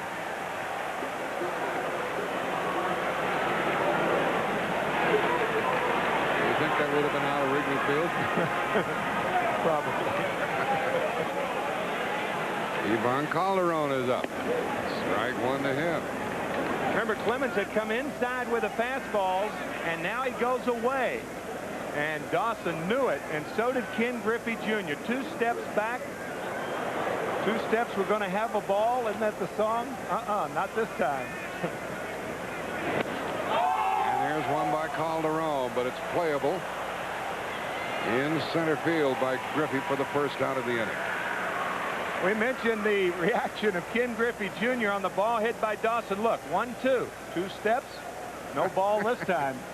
That's reminiscent of the Bo Jackson home run in Anaheim in '89. Right, against Rick Russell. That makes it a 1-run game, 3-2 American League. Sabo. Ball on strike. Delay call by Joe Brinkman. Strike 1. The last Cubs player to hit an All-Star game home run was 1964 when Billy Williams hammered one out. Shea Stadium. Sabo went around, and that's strike 2. First National League All-Star home run in a long time. 7 games. And it was a beaut.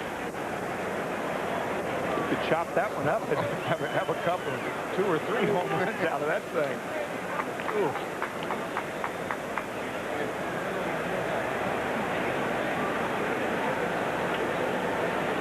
One and 2 to Sabo, 1 out.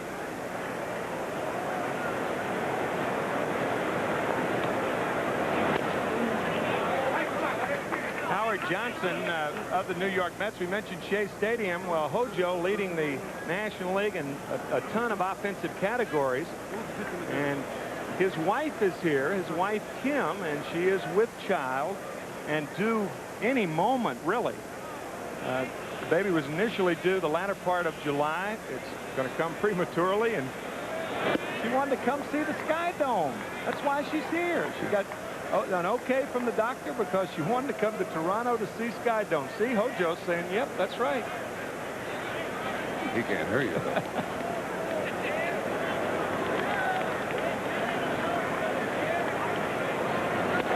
Sabo hits one to left, and Joe Carter just into the game. That's his second out. Guess who Pat O'Brien is with? Oh, with Kim Johnson. And why are you here anyway? I'm here to watch Howard play. Kim, it's not really any minute, is it? But you are eminence, right? Yeah, it's not any minute, but I'm up here, and I know some people probably think, why is she up here? Because she's 9 months pregnant. But in baseball, we're away from our families so much that that I just didn't want to be away from him if I did go into labor, and he's playing here and I'm at home. So I thought I'd take the chance and come up here, and we made it a matter of prayer, and I know the Lord's watching over us, and we're going to make it through this. I want to ask you something. Do you have a plan if for any reason you go into labor here? Yeah, I have a doctor. Actually, I found out he was a Mets pitcher a long time ago. So yeah, so I've got a doctor in a hospital, and I have my prenatal records with me, and we're all right. I feel fine about it. I'm Good luck. Everybody else nervous around me, though. I'm afraid to sit by you. Yeah. What do you think of the SkyDome? It's great. Oh, it's great. Yeah, it's a really nice stadium. I'm so thankful that I am here. We'll help you out if you need help. The food's great, too. Just up here eating munchies with Kim. Back to you guys. And that doctor's name is Ron Taylor. He used to pitch for the Mets and for the Cardinals. And the team position for the Toronto Blue Jays, and still throws batting practice for the Blue Jays. He's an orthopedic surgeon. But he likes to throw batting practice. What can I tell you? Anito Santiago drills one to center for Ken Griffey Jr. and the inning is over. 1 run for Dawson. 3-2 American League, bottom of the 4th. We're catching a break in this one here in Toronto. 3-2, the American League leading. A couple of home runs. We've had some action. Henderson and Griffey coming up. And that's Felix Jose playing right field. And there's Dawson. He's out of the game. He did enough, I would say. Good boy, Andre. We're rooting for all these players to all have a good night. Dave Henderson. A breaking ball strike from Dennis Martinez. He struck out his first time while Pat O'Brien was talking to the president. 1 ball, 1 strike.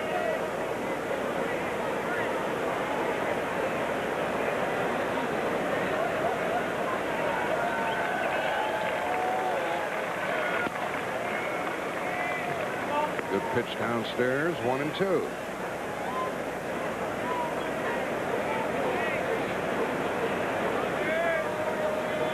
Anderson, Griffey, and Alomar.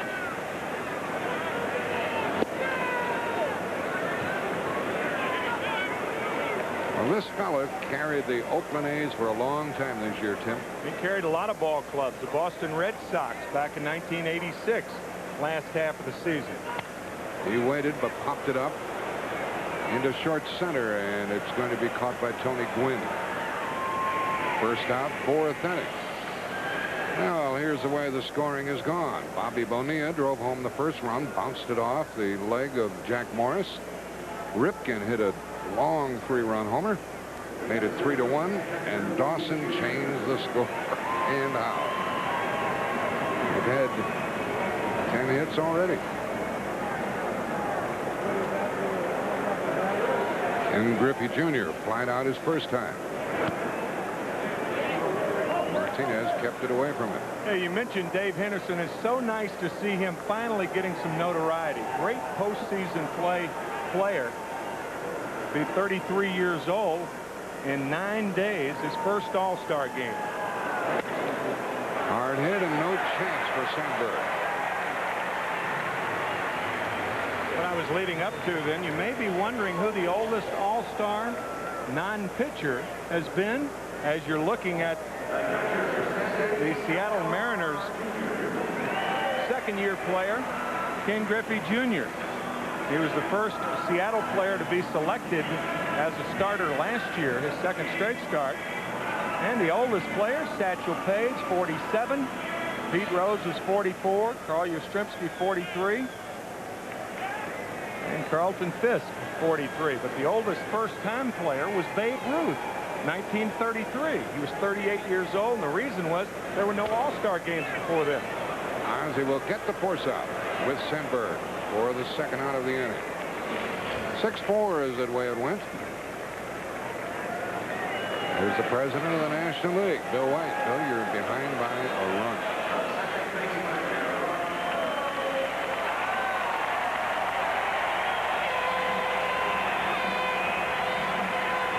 Another greeting for Roberto Alomar. Hit the ball hard but out into left field his first time. Runner at first, 2 gone. Second inning of work for Dennis Martinez.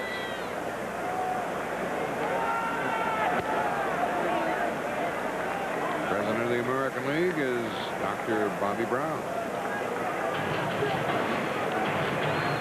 And he leads by a run, 3-2, 4th inning.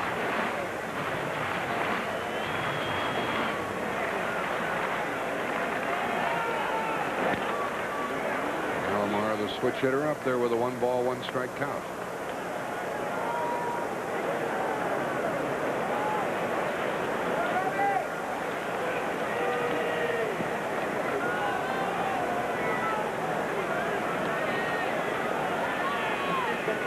Griffey single with 1 out. He's at first, 2 out.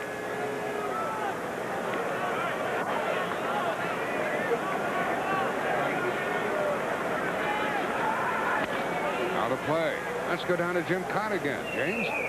Well, Jack, All-Star games, as you mentioned, not without injuries. And Jack Morris with me right now. How's the foot? It hurts. Are you going to get it x-rayed? Yeah, they're going to take me over. It's a little tender in the side of the foot there, and we'll see what happens. You had a smile on your face after it hit you. We didn't think it was serious. I had to fool Tony. Yeah. Well, the Minnesota fans will be eager to find out if it's all right. Let's go back to Jack and Tim. And we're rooting for Jack Morris, and of course you Twins fans are crossing your fingers. And another jam job and another foul ball. 1-2 to Alomar. How about that? The reason he smiled was he wanted to fool Tony La Russa, the manager. And stay in the game. And stay in the ball game.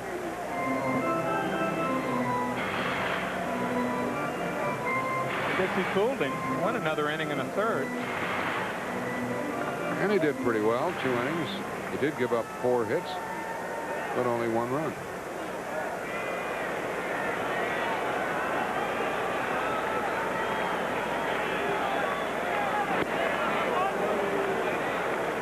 Two balls, 2 strikes.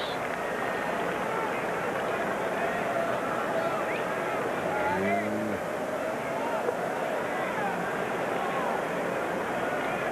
the brothers are at it. Sandy at first, Roberto at the plate, and at Sandberg, he had to flinch, might have gotten in the lights. The inning is over. 3-2 American.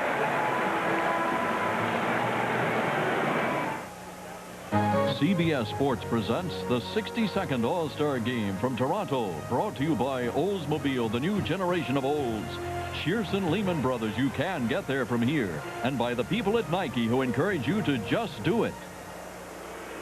3-2 American League after 4. Ozzie Smith will lead it off, and his mother remembers his young baseball days. He would always wait for me to come home from work. And sometimes I wouldn't get a chance to wash his uniform. So I had to rush home, wash his uniform, press it, and take it over to the park to him, because we were living right across the street from the park. And he'd be waiting on that uniform.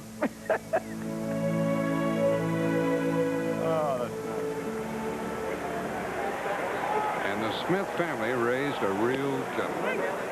Strike 1. We have a White Sox battery. Jack McDowell is on the mound with a 10-4 record.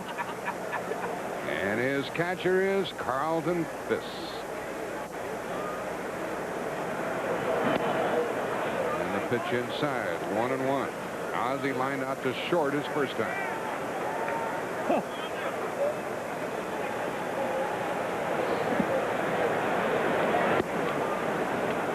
Two balls and a strike. He hasn't lost much at shortstop. The arm not as strong as he used to be, but he is compensated with knowledge of how to play the position. Got those little Popeye muscles, and he's hitting over 300. And he hits it foul, 2-2. I saw him a few years ago in spring training, Tim, and he was just killing himself. I said, what are you doing? He said, I'm going to play for a long time, and I better get ready now. Some guys wait until it's too late, not Ozzie. He's leading off here in the 5th. And ball 3.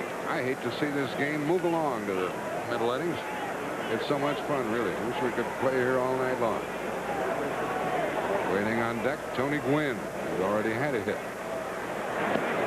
And Ozzie draws a walk. There's the tying run. See that inside pitch to Ozzie Smith, and you think of the Tony La Russa and the Carlton Fisk problems. Carlton Fisk was the catcher when Terry Steinbach, the catcher of the Oakland Athletics, was, I mean, eerily, scarily hit by Bobby Thigpen, the reliever. And he and La Russa had words. We talk about how comfortable it is for everybody to be here. Well, there can be some awkward moments also. Here you are playing for a manager when just 3 weeks ago you've had words with him. Jack McDowell, on the other hand, the pitcher, booed here earlier when the players were introduced because back on May 19th he hit the Toronto outfielder Mark Whitten. Tony Gwynn hits it foul and out of play. 1 strike. Whitten went out to the mound. A fight ensued, and both Whitten and McDowell kicked out of the game, and he was booed tonight. So there you have a battery with a little controversy, and I would imagine between Pudge and McDowell, there's some awkward moments in that clubhouse. But La Russa is rooting for McDowell here as he faces Tony Gwynn. Leadoff man is on. And a bouncer might be 2. Got 1. Yep. Nice play by Boggs to get that one started. And Alomar can make the double. Oh, baby.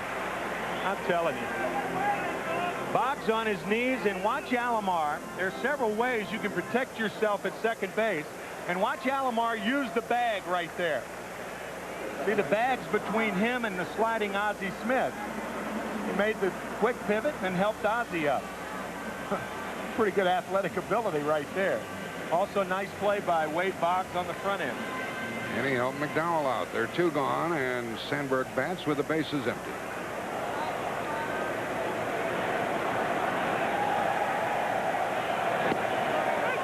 That's in at the knees. There's that pivot. Once again, you see Alomar getting down, making Ozzie Smith get down. That's why you throw, not overhanded, but sidearm. Sandberg throws one into right center field, and it is caught by Henderson. Dave, that is.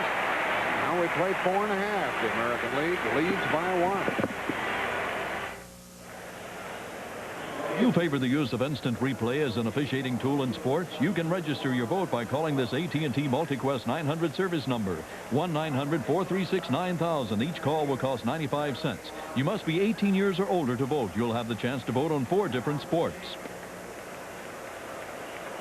The Cal Ripken home run has the American League on top. 3-2, bottom of the 5th, and a new pitcher for the Nationals. It's Frank Viola of the Mets. Talking with Benito. We have a new shortstop. It's Barry Larkin. And a new second baseman having a terrific year for the Dodgers, Juan Samuel. And here's a big ovation for Joe Carter, who's going to lead it off his first at bat tonight.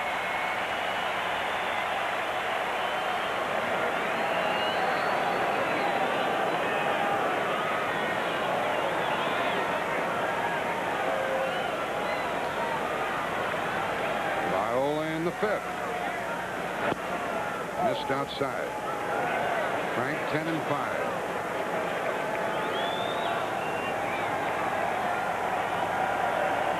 And here's the 3rd pitcher of the night for the National League. He held up, and that's ball 2.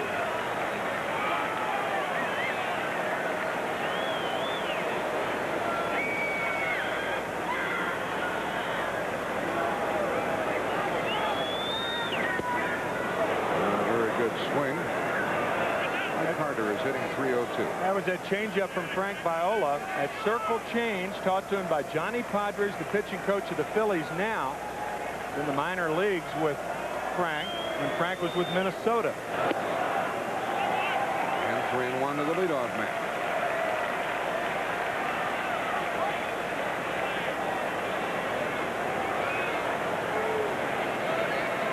Challenging Frank. See what happens here. He caught the corner.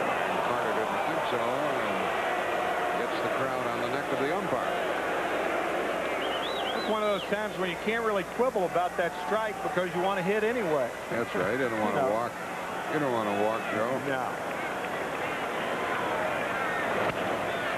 Ball into short right. That's trouble for Felix Jose, and it is a foul ball. Foul ball. Joe Carter gets another crack at it.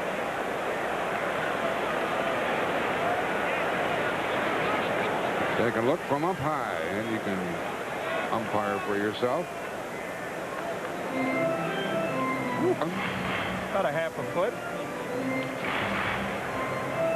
Greg Monet, the umpire out there. By the way, these umpires are selected on merit. Once again, they changed the system, but now they are selected in that fashion. Carter with Cleveland, San Diego, now Toronto. Still 3-2 as he leads off in the fifth. That was the big trade. Joe Carter and Roberto Alomar coming from San Diego for Fred McGriff and Tony Fernandez. Both Fernandez and McGriff having good years, helping out San Diego. And again, I think Fred McGriff should have been an All-Star this year. Everybody's happy about that trade. Another foul by Joe. The All-Star roster, you may or may not know, 28 players. And when they had 8 teams in baseball before the 1961 season, it was a 25-man roster.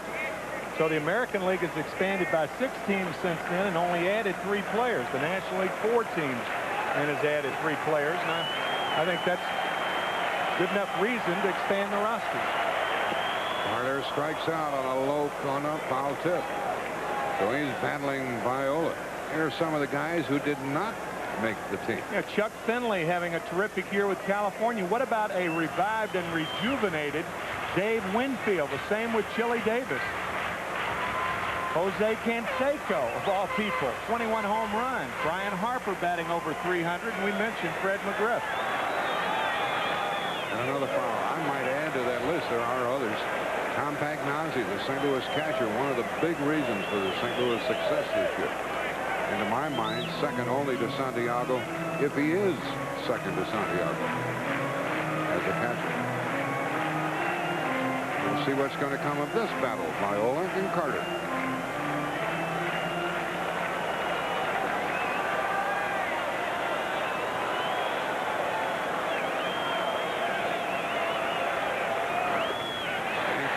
The battle with a leadoff walk here in the 5th inning. We've all been asking all around here, where's Pat O'Brien? Where's Pat O'Brien? I don't know. I don't know. I don't know. Well, Jack, to be honest with you, I'm about 15 stories above right field at the Hard Rock Cafe. There's no baseball memorabilia up here. It's all rock and roll. For example, Michael Jackson's hat and shoes. Great glove, a lot of hits. Sorry about that. Anyway, it's all rock and roll, but the attraction here is, of course, a beautiful view of the baseball field. And I was trying to think of a cute and funny way to end this, but I can't. I guess I'm between a place and a Hard Rock. A place and a Hard Rock. And we just saw a brilliant play by Tony Gwynn, playing center field to take care of Wade Boggs. Well, Tony Gwynn wasn't between a place and a Hard Rock. This ball, a fastball out over the plate, and Boggs hits it hard to the left of Tony Gwynn, and Gwynn makes a fine backhanded play. 1 out here in the 5th inning. Boggs doesn't usually hit the ball out there, does he? No, not against left-handers especially. That left field slot. Place in a Hard Rock. That's O'Brien. I wonder where he's headed now. The batter is Ripken, star of the game so far, probably. Base hit, 3-run homer. And a strike. A lot of bad hops up in that Hard Rock Cafe. Only ballpark in Major League Baseball with a cafe that is as well known as the Hard Rock Cafe. Let's see what Cal Ripken does this time. Double play ball. Larkin, Samuel, and that takes care of 5. He dropped the ball. Clark. Hey, Will. What are you doing? No error. Dealer's choice. Or if you don't get a double play on that, you'll never get a double play. Yeah, and you can't anticipate a double play, but if you could, this would be the ball on which you would anticipate it. Maybe there, where there's a will, there's not a way. And usually Will sucks that ball up. It looked like Samuel threw a little sidearm. The ball must have sailed. Yep. Samuel trying to make the runner, Joe Carter, get down. He did, but that ball did sail on Will Clark. That was an errant throw. That was not Clark's fault. Yeah, the camera had a better angle than we did. Cecil Fielder is up. 2 up. Ball 1. Ripken playing it very close to first base. He can steal a base, but he's going to let Fielder swing the bat. This is a bonus at bat for the American League. And they're already ahead, 3-2, 5th inning. Smashed it into left center, and Gwynn makes another good play, and the inning is over. 3-2 after 5. American will return to the SkyDome after this message and a word from your local station. We have a 3-2 score with the American League on top. The Cal Ripken home run. National League has out hit him 6-5. And this big crowd wondered what was happening here a moment ago.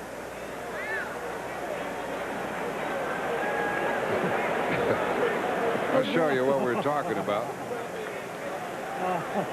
Jack McDowell ready to pitch. A big long limo, a stretch limo came on the field. And what happened?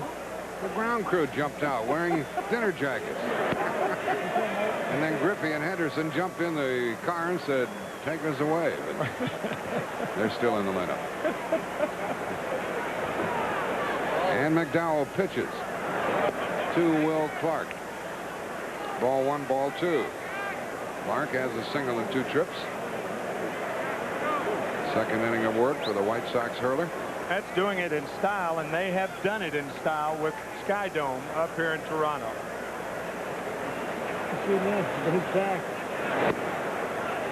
Clark didn't want that one either. 3-0. The roof was closed until 7:40 this evening, and it took about 20 minutes to open the roof. And unbelievably, it cost $7 to open this roof. Can you believe that? Whatever happened to inflation? $7 to open that roof. And we're blessed. Yeah, it doesn't matter whether it's Canadian or American either. No, and we're blessed with a beautiful evening here with very temperate weather. That's cheap electricity. Clark draws a walk, and here's Jim Cott. Jim? I'm with the Wizard of Oz. 11 straight All-Star games. What's special about coming to this place? I tell you what, you know, you hear a lot of people talk about the dome and the beauty of it and what a spectacle. And I tell you, it's breathtaking to see this place. There's so much information going on at one time. It's just a beautiful place. Another thing that's going on are the St. Louis Cardinals. What's with your ball club this year? It's not just the kids, it's you veterans. Well, you know, we're all pitching in. Everybody is working very hard. You know, everybody's doing what they're capable of doing, and things have gone well to this point. They sure have. Keep doing it, Oz. Those two former teammates at St. Louis, and Bobby Bonilla gets his second hit of the night. Bobby Bonilla in the first inning hit one off the foot of Jack Morris, and this was another base hit up the middle. I mentioned last year of his contract, Bobby Bonilla, and controversy as to whether Pittsburgh can maintain his salary. They've offered him $16 million for 4 years, and he turned it down. Right. Frank Viola, $13 million from the Mets for 3 years, turned down. Well, here is the free swinging Felix Jose with the first 2 on in the 6th inning for the National League. Jack McDowell is in trouble. Felix hits one that's going to advance the runners, one of them at least, force out, no other play.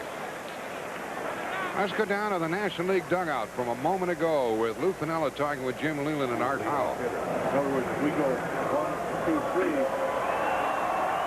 ready to go in? What do you think? You know, we could do. I'll tell you what we could do, though, if we want, is let Clark hit.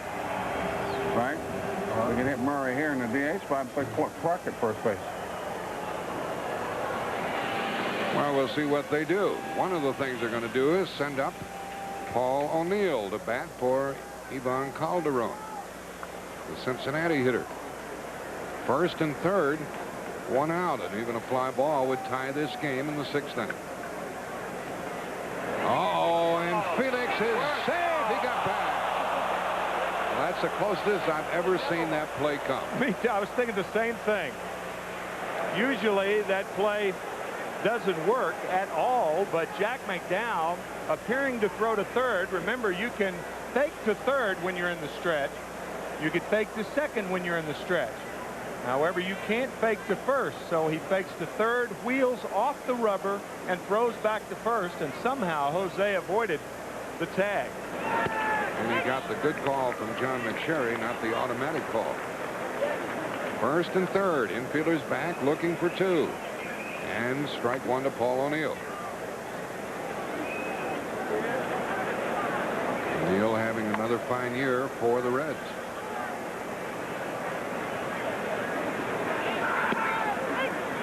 He's backed up 0-2. The runner at third base is Will Clark. He started with a walk. On a fielder's choice is Felix Jose. And there is 1 out. O'Neill has 15 home runs. Only got 1 swing left. 1-2.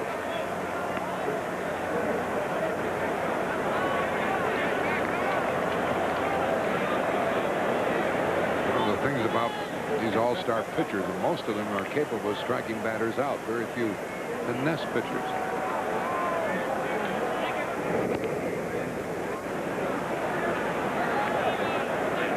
First and third, 1 out. A critical spot for the National League here in the 6th.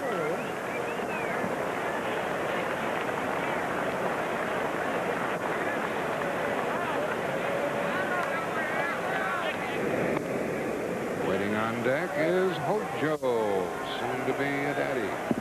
Howard Johnson of the Mets. 63 runs batted in.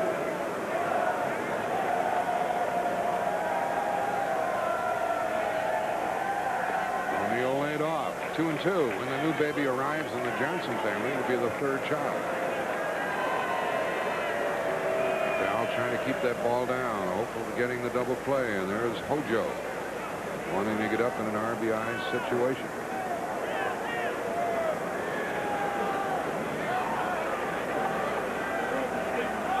Well, they're going, and a bouncing ball. The play at the plate.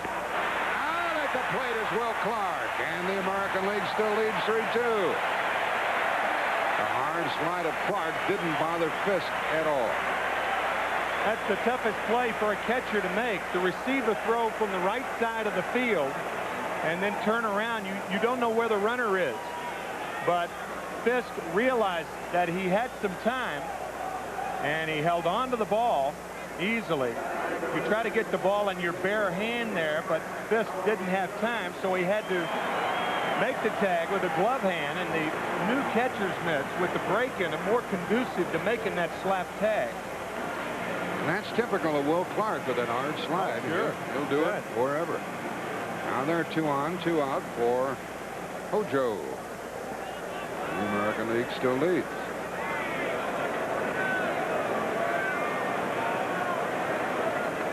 National League needs a hit. Ball 1. If you're the catcher and you receive a ball from the right side of the field, you don't know whether the runner is there, but I would imagine Fisk, knowing the speed of Clark and the ball getting to fielder rather quickly, he knew he had some time. A hard slide by Clark, but a scoring opportunity for the time being nullified by the National League. 2 on, 2 out. Johnson, ball and a half swing, 1-1.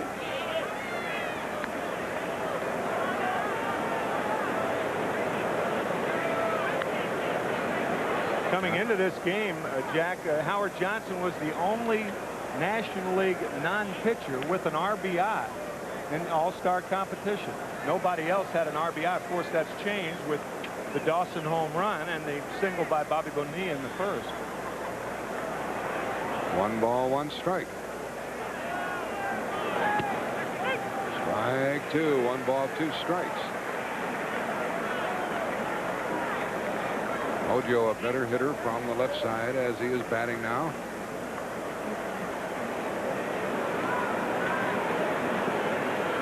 ball, gave up a walk and a single at the outset of the inning. They're still at first and second, 2 out.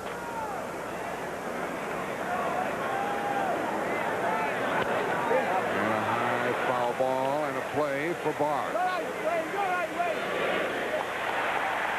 2 left for the Nationals. They've left 5. They still trail by 1.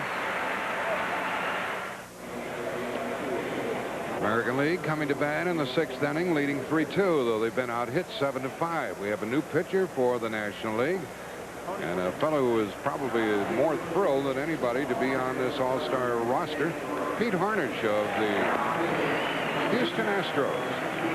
New first baseman from the Dodgers, Eddie Murray. Over at third base, Howard Johnson, who pinch hit and fouled out and left those men on base.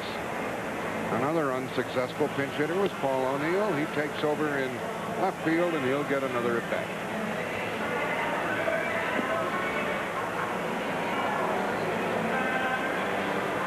Tim, you saw more than I the bubbly reaction about Pete Harnisch being here.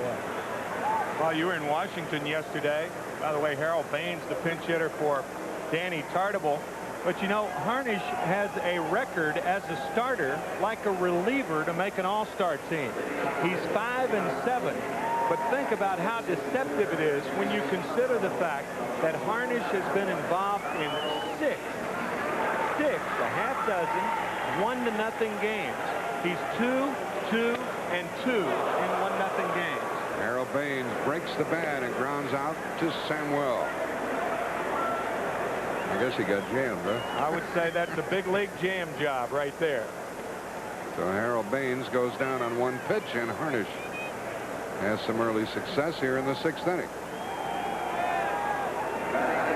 Here's a strong hitter, Ruben Sierra of the Rangers, coming up to bat for Dave Henderson.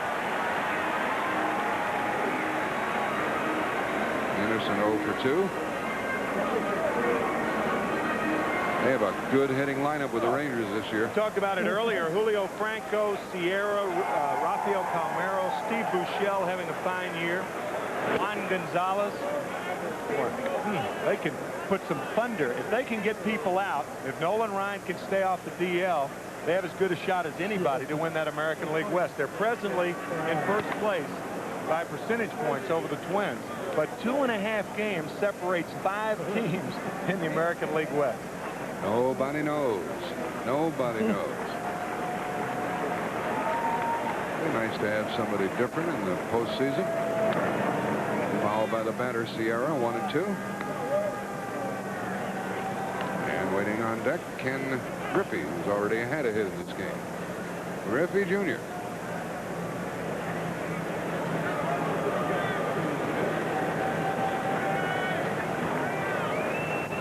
Leadoff man has been retired. Here in the 6th. 1-2 the count.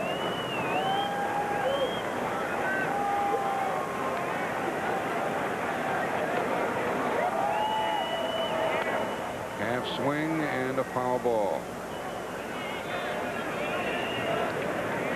Eddie Murray, there's a guy who plays the game easily. I mean, easily. He's terrific offensively and defensively. He has put up some numbers. Hall of Fame numbers. 9 home runs shy of the 400 mark. I'll tell you, the guy batting right now, Ruben Sierra, you talk about numbers. 2nd in the MVP voting 2 years ago to Robin Yount. And a lot of people thought he should have won the MVP that year, including Ruben Sierra. He's out to prove it again this year. That breaking ball Mets, 2-2. Number 21 in his ear.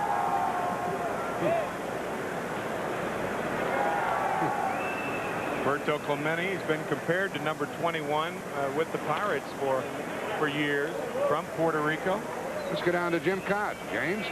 Here with Frank Viola, the Mets are starting to play better, and why? Well, I think basically what it comes down to is our starting staff is finally doing the job we're capable of doing. And I think that builds everybody's confidence up. And you know, when you get the key hit in a situation like that, the starters take over, and then we have a Johnny Franco in the bullpen. So actually, all cylinders are going now, and we're looking forward to the second half. What do you have to do in the second half to catch Pittsburgh? Main thing. continue playing good, fundamental baseball. That's playing the defense, getting the timely hitting, doing the little things necessary to win, and hopefully the starters stay healthy and do that job. Been an all-star in a Twins uniform, a Mets uniform. You'd probably be in the game again next year, but what uniform will you be wearing? We'll just have to wait till the end of the season, and we'll go from there, Kitty. All right. How about Rod Peru, the honorary captain? You threw him his 3,000th hit. You remember that day? Oh, yeah. I'm in the Hall of Fame for something. Yeah, it was a slider down in the way, and he patented Rod Peru, popped it over the shortstop, set for a base hit, and I'll tell you what, I'm very honored to be able to say I gave up his 3,000th hit. Don't blame you. Back to Jack and Tim. 2-2. And another foul from Ruben Sierra. This pitcher, Pete Harnish, born on Long Island, played baseball at Fordham University. Viola pitched 1 inning. Gave up a walk, but got away with it. And Harnish has a 2-2 count. And another foul. Out in the American League bullpen, Jeff Reardon is warming up. And for the National League, the Pittsburgh left-hander John Smiley.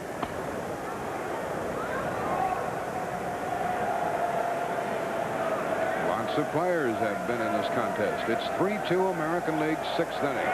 And Sierra hits another foul. And nothing doing for Benito.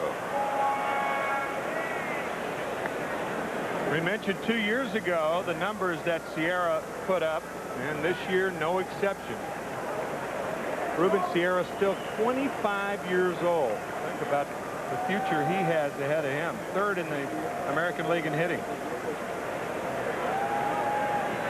Top 5, all of them are here tonight. There is 1 out, and Sierra continues this battle with Pete Harnish.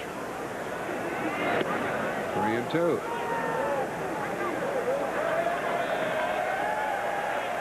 Popcorn. He's in shape climbing all those steps. That's a beautiful ballpark. This is a perfect ballpark.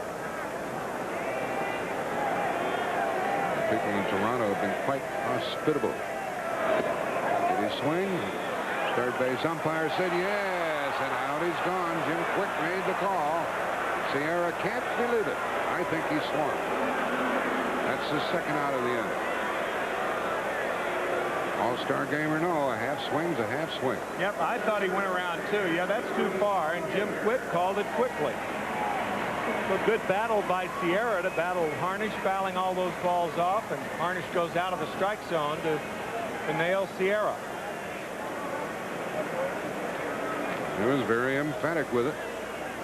Ruben's still unhappy. His only at bat, he struck out. And the batter is Ken Griffey Jr. What'd you tell me? His dad's out fishing? Out fishing with his younger brother, who has recently signed with the Seattle Mariners. There's 2 quick ones on Griffey. Ken Griffey in the automobile accident in spring training. Injured, still on the disabled list, but still very much on the roster of the Seattle Mariners. First father and son players to ever play together. Well, it's not going to be a perfect inning for Harnish. He lost the batter on an 0-2 count. That's the 6th hit for the American League, and it comes with 2 out.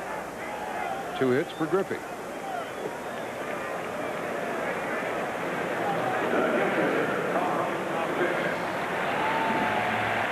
Junior didn't get all of it, but he got enough of it to push it through on the right side.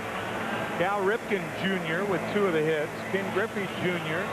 with 2 of the hits. So juniors have 4 of the 6 hits for the American League. And look who's up. Isn't that great? Still playing so well. Carlton Fisk. 43 years old.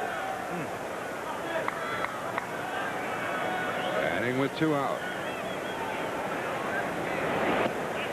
And ball 1. Tell us about that number, Tim. That's 72. That's unusual for a regular. Rookie of the Year back in 1972, and his number with the Red Sox was 27. So when he signed with the White Sox, the Pale Hose, he decided to turn it around. His son Casey, born in the year 1972. He was a Rookie of the Year that year and thought he would turn his luck around. And as Steve Lyons had that great line earlier this year that in going from the White Sox to the Red Sox, he said it's time to change socks. Every 5 years, you got to change socks. So in Pudge's case, it was every 10 years you got to change socks from red to white. 1 ball, 1 strike. So that's the story of the number. Runner at first, 2 out. Ball 2. Oldest All-Star to get a hit with no surprise there. Ted Williams. Stan Musial, 3 months younger. Stan Musial, the leader in home runs in All-Star history with 6. Ted Williams tied with Fred Lynn. They both have 4, and Fred Lynn with the only All-Star Grand Slam homer off Atlee Hammaker in 1983. So Fisk would break that record if he gets a hit. Runner going. And a foul, 2-2. From high above, the shot from the Fuji blimp, being piloted tonight by the senior captain and chief of operations, John McHugh. He's thrown blimps all over the world, and he's up above the Toronto picture tonight.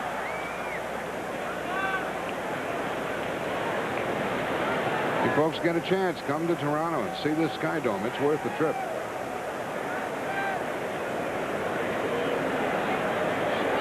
And a wonderful city to boot. A little on the expensive side, the ball players who play here tell me, but where isn't it? 2 balls, 2 strikes to count to Fisk. You can open the roof for $7. That's not high. The roof is, but the price isn't.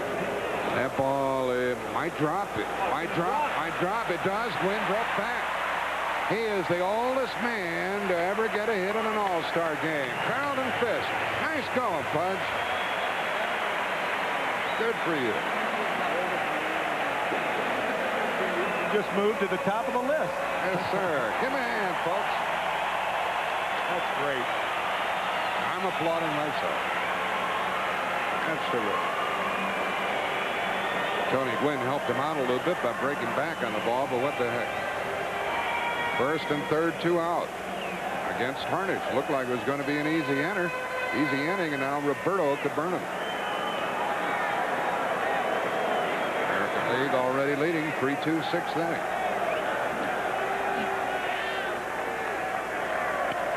Out of play. Griffey at third base. He singled his way on and across the way, the older guy. Pudge, 21 years older than Ken Griffey Jr. That sounds strange. That sounds true. Quite a tribute to his work habits. And Roberto takes it high, 1-1. This place would erupt if Alomar would get a hit. And La Russa, the manager, would like a little more leeway. Bottom of the 6th, 3-2 Americans. 2 out and a shot for Gwynn to corral. He'll take it. American leads 2. They've left 6, but they lead by 1 after 6.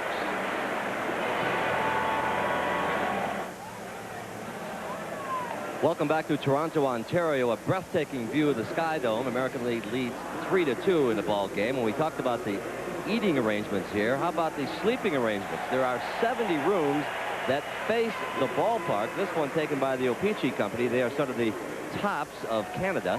I am in the upstairs bedroom. In fact, they even have a Jack Buck card. Jack, I'll bring this to you later. But the room is like any other room, except when they say room with a view, folks, they mean room with a view. For $1,000 a night, they get this kind of thing. The bed's a little small, but it's comfortable. And fellas, there's a great, as a matter of fact, when you get up from this bed, you say, what a great day for baseball as you look out for this. But fellas, there's a story about a couple who were very amorous on one of these beds, but I'll leave that for you to tell. You leave it for me to tell? Back to Pat O'Brien. Well, we have some changes. Jeff Reardon is the new pitcher in the 5th of the night for the American League.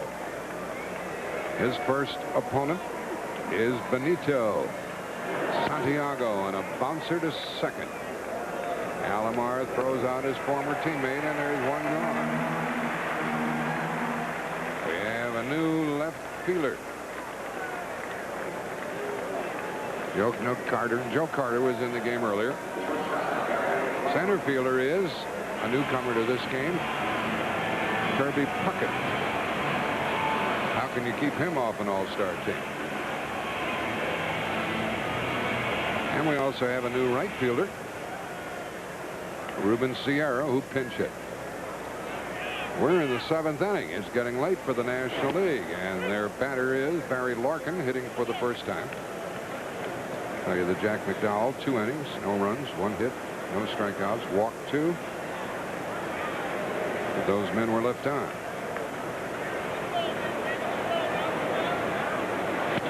Larkin hits a foul. Strike 2. Barry Larkin leading the National League in slugging percentage. Only 5 shortstops have ever done that in National League history. He also recently had 3 home runs in 1 game. Only Ernie Banks and Freddie Patek, diminutive Freddie Patek, had 3 home runs at Fenway Park in Boston one night. Hard hit to Ripken. That's the 2nd out. Jim Cott take it away. Will Clark, all-star games are fun. Most of all, just being here is more so than play. What's special about coming to this place? Well, this is an excellent ballpark, and the fans are great. And so far, we've had a good time just being here for the last 2 days. And I tip my cap to the city of Toronto. They've done a great job welcoming the ball players, and the ball players are responding with some great baseball. It has to be a disappointing season for the Giants so far. What can we look for in the second half for improvement? Well, we're finally starting to get some people healthy, and Kevin Mitchell's back in the lineup, so you're going to see a lot more run production. Well, congratulations. Back to Jack and Tim. Thank you. And Will Clark, while he was in the game, had a base hit and a walk. And he gave way to Eddie Murray. This is Tony Gwynn. He is 1 for 3. And now another hit. Typical of him. He's 2 for 4. And a 2-out hit gives the National League a 7th inning chance. Tony Gwynn with 2 hits to left field. He uses all of the park in which to hit. You can see that plate coverage. That ball was actually outside by about 3 inches. That was a great shot right there. And Gwynn, with that terrific plate coverage, is now out of there. And Brett Butler is going to be the pinch runner for Tony, who leaves the game 2 for 4. So we have a definite base stealing threat in Butler, who comes into the game here in the 7th inning. Will take over in center field. Butler has stolen 19 bases. Ho, ho, ho. He's been thrown out 14 times. Not a very good percentage, and pitcher and catcher want to talk it over. I think it's worth another shot just to see the plate coverage of Tony Gwynn. Look where the pitch is. Probably 5 inches outside, and Tony Gwynn just banks it to left field. Wow. What a hitter. Ben Williams was talking about not swinging at bad pitches. He said you swing at a pitch 2 inches outside, 2 inches inside, 2 inches high, 2 inches low, and you've expanded the strike zone by 30%. Next Sunday, Yankees and California will tangle. Pregame at 2:30 Eastern Time, and you'll hear more of the conversation with Ted Williams and Joe DiMaggio.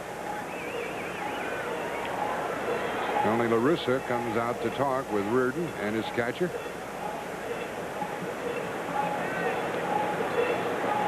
Reardon says, go ahead, let him steal. I'll get the next guy. 8 hits for the National League, 7 for the American. Now we're going to have a pitching change. We'll be back.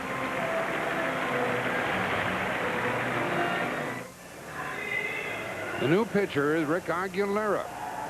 Playing third base behind him is Wade Boggs. CBS visited with his dad a few days ago.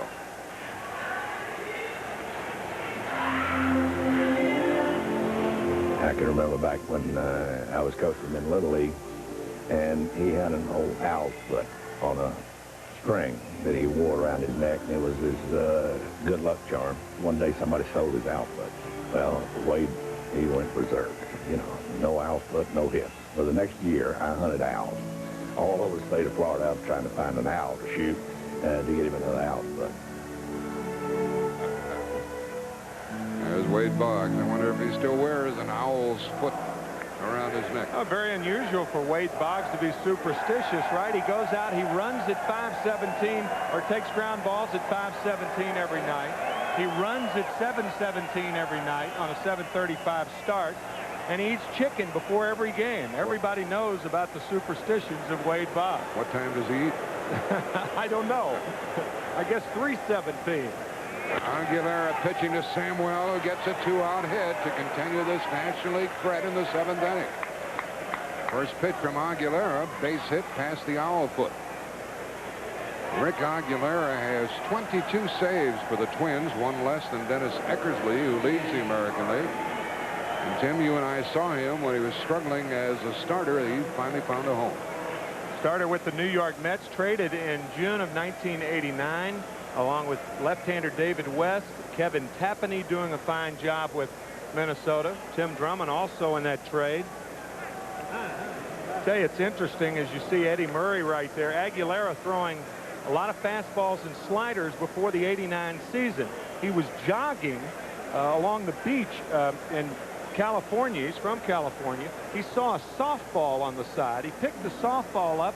And he said, you know what, I think I'll stretch my fingers out and learn how to throw the split finger fastball.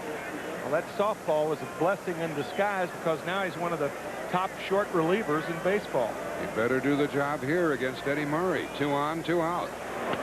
And a foul out of play. Jim Cott, what do you have for us? Well, you see a lot of smiles at All-Star time, none bigger than the one on the face of Dave Henderson your first time. Everything is cracked up to be? Oh, yeah, I'm glad to be here and see the guys, and had a lot of fun.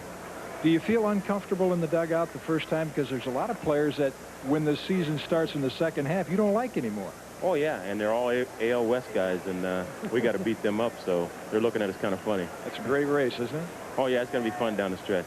All right, back to the action. 2 on, 2 out. And low to Murray. 1 ball, 1 strike.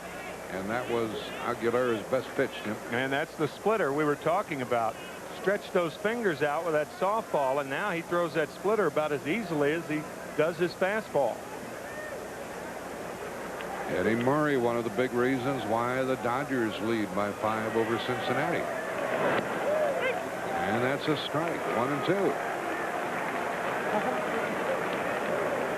That splitter, it's just tough to gauge if you're a hitter. You see the downward action, the ball almost coming back also. Very, very unusual pitch, and as we said earlier, the pitch of the 90s. That was a dangerous delivery there, but Aguilera got away with it. And he's ahead on the count. And he struck him out. Pitch dropped the ball, tagged him. Now the National League has left 7, and they still trail 3-2, 7th inning. That's the situation we talked about. Delay a little bit. I want to get Aggie so we take a slow bit. Getting relief. I stay in a bench, get your pom-pom, yell like hell. CBS had a microphone on Tony La Russa. He said stall a little bit. We'll get Aguilera in here, sit on the bench and root during the 7th inning stretch. And that's where we are now, bottom of the 7th, and the new pitcher is John Smiley of the Pirates. And the first pitch, ball 1, and the new catcher is Craig Biggio from Seton Hall and Houston Astros. The batter is Joe Carter, and a foul out of play makes it 1-1. Out in center field after pinch running is Brett Butler.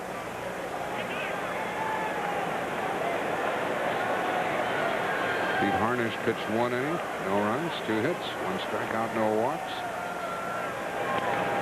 And Smiley is the 5th National League rookie. Pirate left-hander is 9-6 for the year.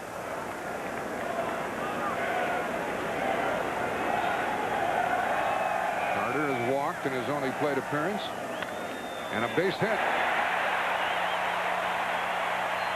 They like that here in Toronto.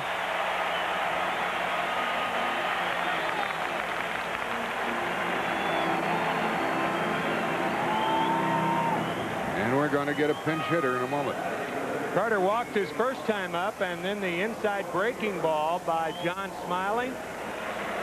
And Joe has the 7th, make that the 8th hit for the American League, and his first hit in All-Star history. His first game tonight after 9 years in the major leagues, and I'm telling you, ringing up some big numbers in the process. Good for him. His first hit. Here is the pinch hitter.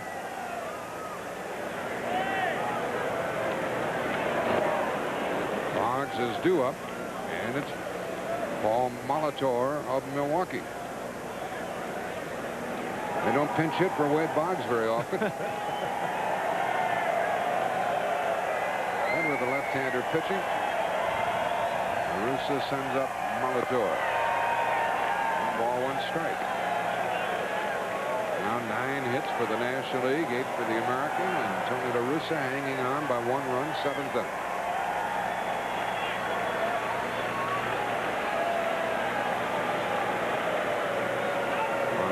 Started to go and came back.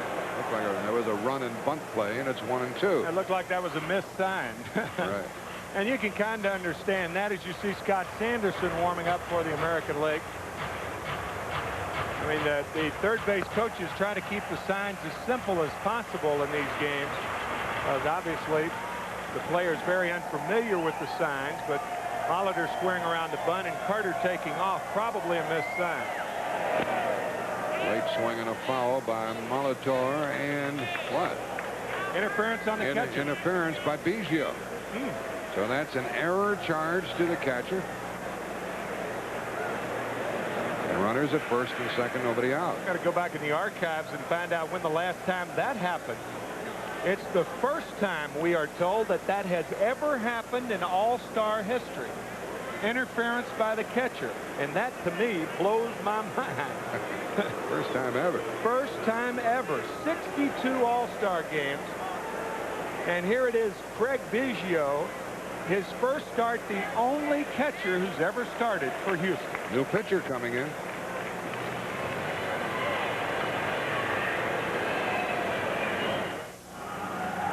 When the batter makes contact with the catcher's mitt before the ball thrown, it's interference on the catcher, an error on the catcher, and this is the first time it's ever happened in All-Star history. You look at Molitor looking back at Joe Brinkman, and Molitor awarded first base, an error on Craig Biggio. And no official time at bat for Molitor. The new pitcher is Rob Dibble. No wins, no losses, 23 saves. He and Lee Smith and Dennis Eckersley lead the major leagues in saves, and this guy has been perfect coming out of the bullpen for Cincinnati. We'll see some homers here, and we saw Biggio jabbing at the ball a bit as he was warming up Dibble.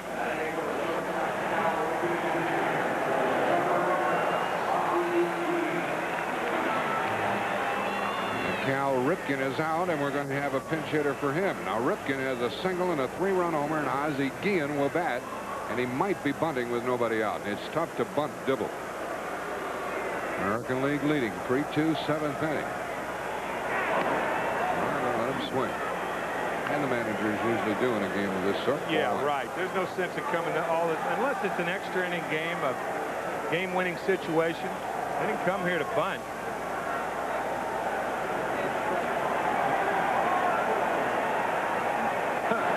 Game 1 swing, and Dibble's play has to go to first. That was a fastball to first base, too. But Samuel taking the throw. You're going to hear the ball smack into his glove.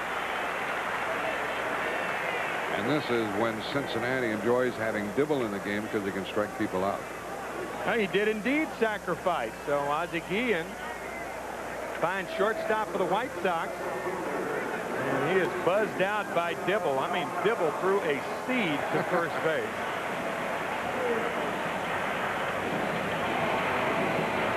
And we have another pinch hitter from the Texas Rangers. Rafael Palmeiro, and they're going to walk him. And they're going to make Dibble pitch with the bases loaded, 1 out. This will be the 3rd walk issued to the American League tonight. While they're doing it, let's go down to Jim Cott. Jeff Reardon, second on the all-time list for career saves. You're used to finishing games, but you got some unusual orders when Tony La Russa came out there. Yeah, when he came out, I was joking around, what should I do now? Because I'm not really used to coming out in the 7th inning, but I understand his move. You got to try to get all the relievers in there. And did you go to the bench and grab your pom-poms and cheer for Rick Aguilera? That's what he told me to do, so I went there, and Rick got the big strikeout, so it was nice to see him do the job. All right, back to Jack and Tim. And as a result of that strikeout of Eddie Murray, American League held on to the lead, and now they have a big threat going. Bases loaded, 1 out, bottom of the 7th, 3-2 American League. The runners are Joe Carter at third, down at second, Paul Molitor, and just given the walk, Rafael Palmeiro, and at the plate, Harold Baines. Second at bat. Oh, I got a kick out of Baines cranking it up for that fastball. You better turn a notch up, I'll tell you. Watch his front foot. That's ball 2. Rob Dibble, the losing pitcher in last year's All-Star game. He gave up the 2-run double to Julio Franco in the 6th inning at Wrigley Field.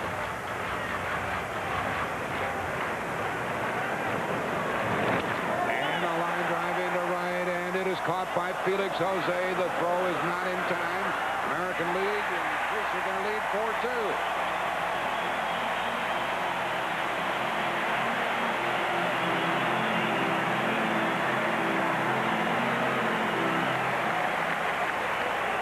That run charged to John Smiley, 4-2 Americans. That was a good base running play by Joe Carter. Your inclination is to take a couple of steps toward home, but because the ball has no lift to it, you don't have much time to get back to third, and you could see Carter scamper back to third base and score rather easily. So Dibble gives up the intentional walk, then the sacrifice fly. And he will pitch to Ruben Sierra after Carter scores. First and second, 2 out. I don't know where Felix Jose was throwing that ball. Ball 1. You're not going to throw it home. You better throw it to third. If you don't throw it to third, you better throw it to second. I think he was trying. A lot of times when an outfielder catches the ball, you don't get a good grip on it. You try to throw it too quickly. And I think that ball obviously missed the cutoff man, Eddie Murray. But I don't think he had a good grip on the ball across seams to throw it like he can. 2 balls, no strikes to a dangerous hitter, Ruben Sierra. They're doing trading card business here during the course of the game. Kid's got a good collection.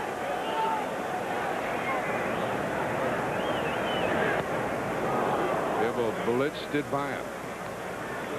Here's that throw by Felix Jose, the right fielder.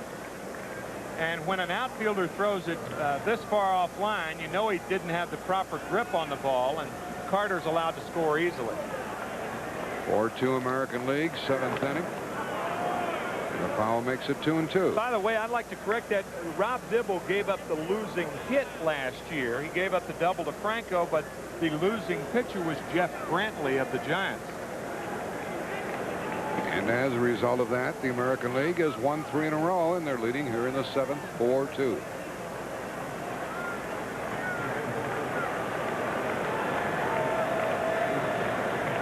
Two on, 2 out, 2 balls, 2 strikes.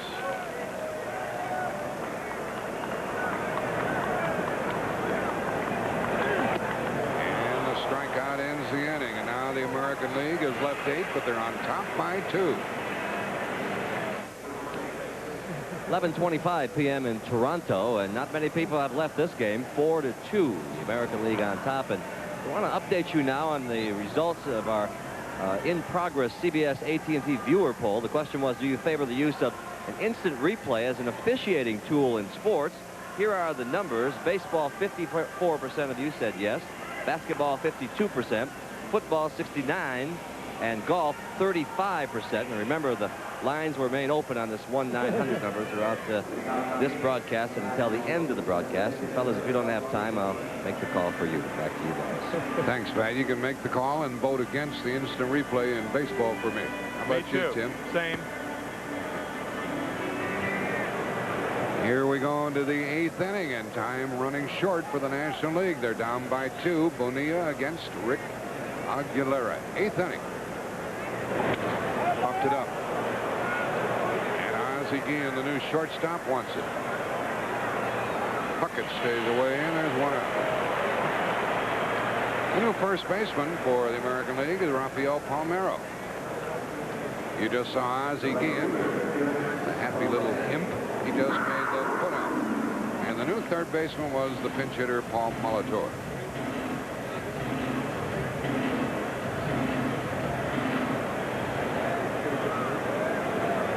Ooh, hello, hello. Look at that, he's peeking it. Low tiene. Little snow cone there, right? Big swing by Felix Jose. Strike one. Felix is 0 for 1 in this game. We have good news about John Morris. Negative x-rays. John Morris has a contusion of the right foot after being struck by the batted ball by Bonilla. That led to the National League's first run. Their other run, a home run by Dawson, which should have counted for 2. He hit it so far. Felix corks it through the hole, and it'll bring up the tying run. Here's Jim Cott once again.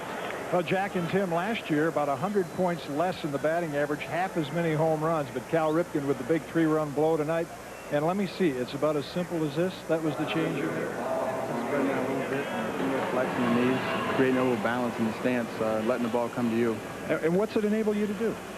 Just it enables me to wait on the ball and use your hands a little more. I was really, my body was getting in the way of my swing. These things are old hat for you, but this is a time everybody smiles. Looks like you're having fun. When you get a few hits and you hit a home run, it's time to smile. But we take it pretty seriously. We try to get this win here tonight, so until it's all over, we won't smile too much. Yesterday was a lighthearted time. That was some kind of show you put on it. And you ripped all those balls. No cheapies. No, I got into a rhythm, and I hit the balls good. Granted, it was carrying pretty good yesterday, but for the most part, I hit those very well. Possibly the best player in all of baseball today. They say sometimes guys aren't as nice as they seem or as good as they seem. This guy is. Let's go back to the game. And we have the tying run at the plate in the person of Paul O'Neill. Strike one to him. 1-1 with Felix Jose at first. 1 out. 8th inning. American League on top. 4-2. By the way, Cal Ripken, in addition to a 3-run homer, another base hit. 2 out of 3 for the evening. He's through for the night.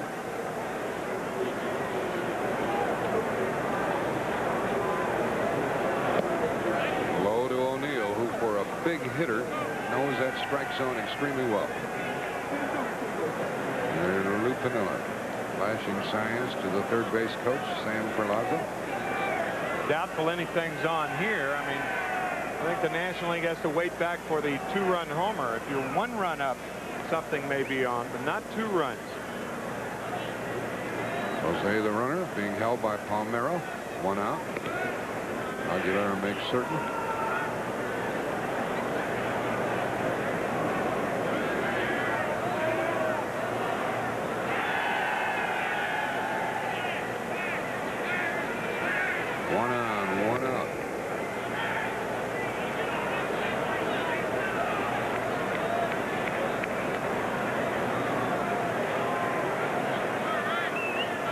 Folks didn't like it up in Chicago when Palmeiro was traded away. He continues to prove he's one of the best hitters in the game. He's playing first now.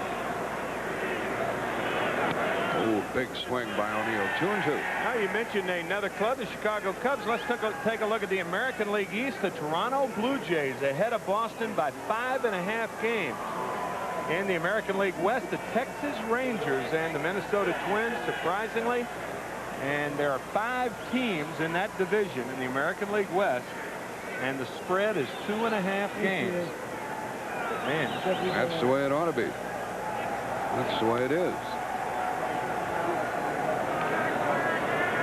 Still 2-2 to O'Neill.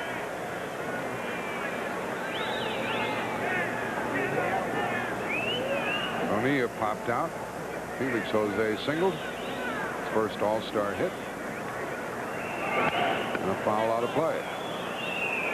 In the National League in the second half, what can you look for? Well, the Pittsburgh Pirates, at one time during the first half, the best team, I thought the best team in baseball. They're still a very, very good club. They're 2.5 games in front of the Mets, who have won 7 in a row, and the Cardinals are 5 games back. In the NL West, the Dodgers 5 games back, and Cincinnati in second place. The Dodgers have opened up things for Tommy Lasorda with Oral Hershiser back healthy, Tim Belcher. Well, they have good pitching. The Dodgers have good pitching, and the Mets are getting better pitching now. 2-2. Oh, he got him. With what, Tim? That splitter we told you about. Aguilera with real long fingers, and if you can, we talked about the spread on them, and that gives the downward motion on that tumbling sinker. The splitter, you can see how much that ball goes down, and usually when hitters swing and miss at that pitch, they swing over the top of it. They think it's going to be a strike, and the bottom falls out at the last minute. The 2-out batter for the National League is Howard Johnson. Fouled out is only at bat. He could tie this game, and Aguilera works hard at keeping Felix Jose at first. 2-out, 8th inning.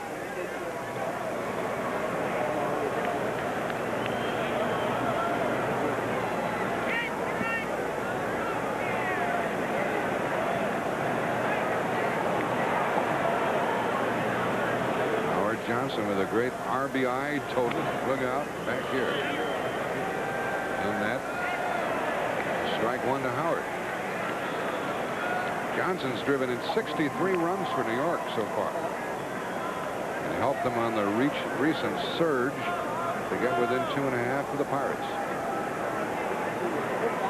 Leads the National League in home runs, extra base hits, and RBI. And hits most of his home runs left-handed.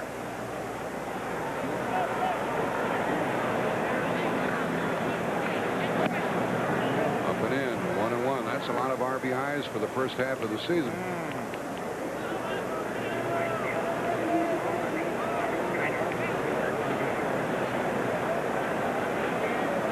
One ball, one strike.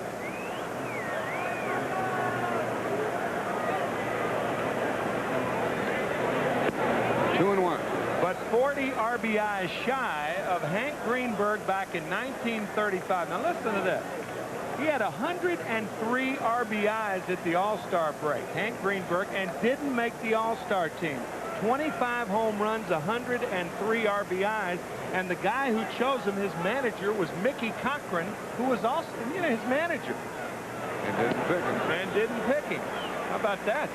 103 RBIs at the All-Star break.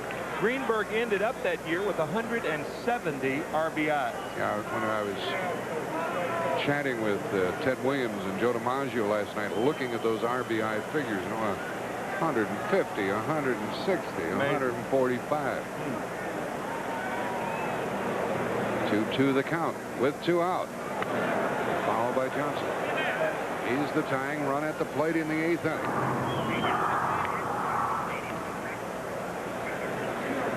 Next year, the All-Star game will be in San Diego, another lovely city.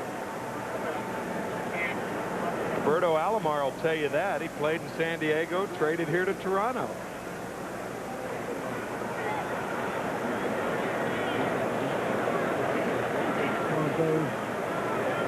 Howard Johnson can hit that fastball away. Ooh, a little bit low. Fisk thought they had him struck out. Aguilera started to walk off the hill. This ball right on the outside corner, and Fisk wanted it. Aguilera wanted it, but Joe Brinkman didn't call it. Now the runner will go. Palmeiro at first, plays behind Felix Jose. 3-2, 2 out. Splitter here. On 3-2, runner going, and he struck him out on that splitter in the dirt. That's what Fisk wanted, and that's what they got him with 8 left for the National League. They still trail by 2, middle of the 8th.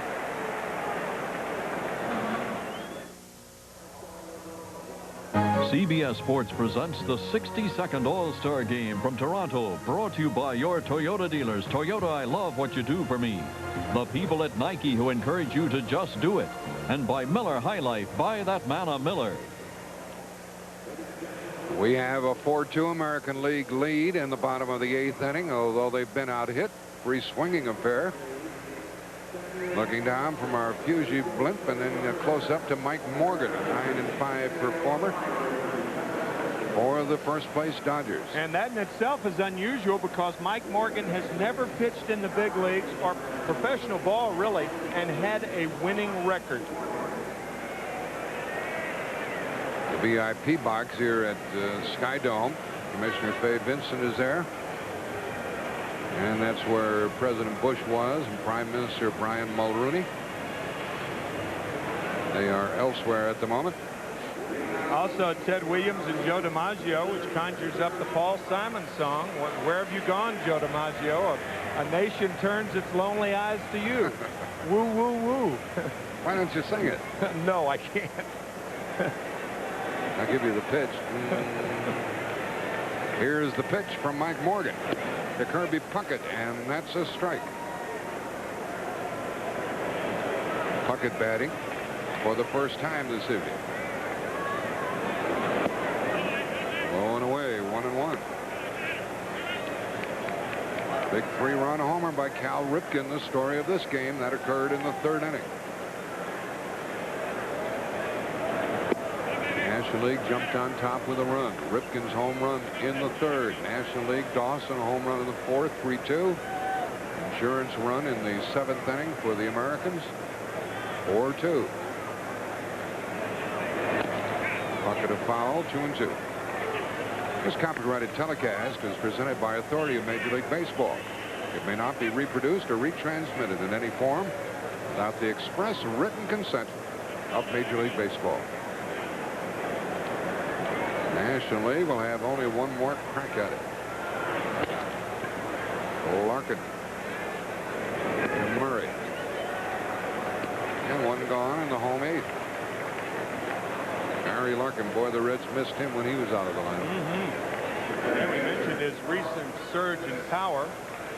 Kirby Puckett, I'll tell you, I don't think anybody in baseball has as much fun playing the game than Kirby Puckett. Out early every day. He plays with Tom Kelly's son, as a matter of fact, when throws batting practice to him and is out at on the field at 3 o'clock. Cannot get enough of baseball. Carlton Fisk, the oldest player ever to catch in an All-Star game or get a base hit. That occurred here tonight.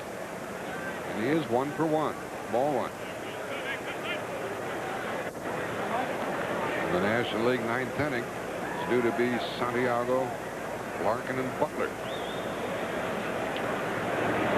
Morgan throws inside. Ball 2. Who will ever forget Carlton Fisk 11th inning home run off Pat Darcy back in the 1975 World Series, Game 6 against the Reds. Reds won it in 7. One of those unforgettable baseball moments. That's a strike, 2-1. Like the Williams home run in the All-Star game in Detroit, or the one against Rip Sewell on the old blooper pitch. People never forget those. And tonight, Cal Ripken made the highlight film of All-Star games with the home run. We'll be seeing that in the future. Maybe we'll show it to you next year from San Diego. 2-2 to Fisk.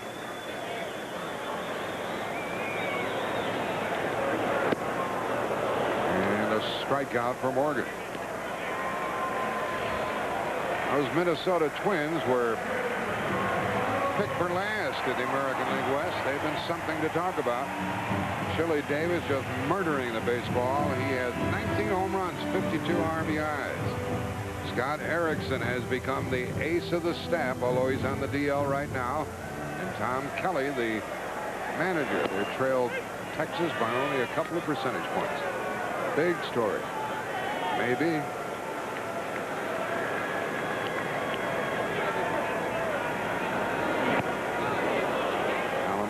Spins away from a Morgan pitch, 1-1. Fastball inside by Mike Morgan, and you kind of wonder why Alomar's still in the game. Julio Franco, the only non-pitcher for the American League that hasn't played. And he'll take care of 8 innings in this one. We go to the 9th. The National League needs 2 runs.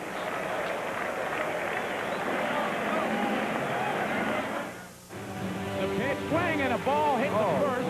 1 What a play by Kruk. Out at second on the force out. Here comes the runner trying to score. He is safe at the plate. Safe at the plate as Langford pulled over Darren Dalton. Swing and a high fly ball to deep right. May go. That's the winner. On a home run by Felix Jose. That's another one of the big stories in the first half of the season in Major League Baseball. And now the other part of this big story. 9th inning, 4-2 American League. There's Felix Jose. Hit that home run that was referred to, and Carlton Fisk is joined by Dennis Eckersley. He's 1-1, 23 saves, tied for the lead in saves in Major League Baseball. And they'll be rooting for him this time in Toronto as he pitches to the National League and Craig Biggio. We are in the 9th, 4-2 American League. Strike one to Craig. Real surprise in 38 and the third innings. Eckersley has already walked one this year. He's walked 8 players, 8 in 2.5 years. 8. 8 players in 2.5 years. 4 in 89, 3 last year, and 1 this year. And Biggio stays up there 0-2.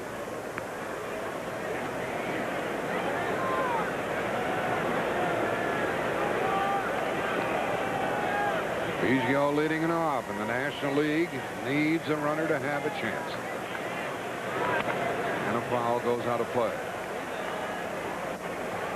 The on-deck hitter will cause a lot of commotion when he comes up there, George Bell.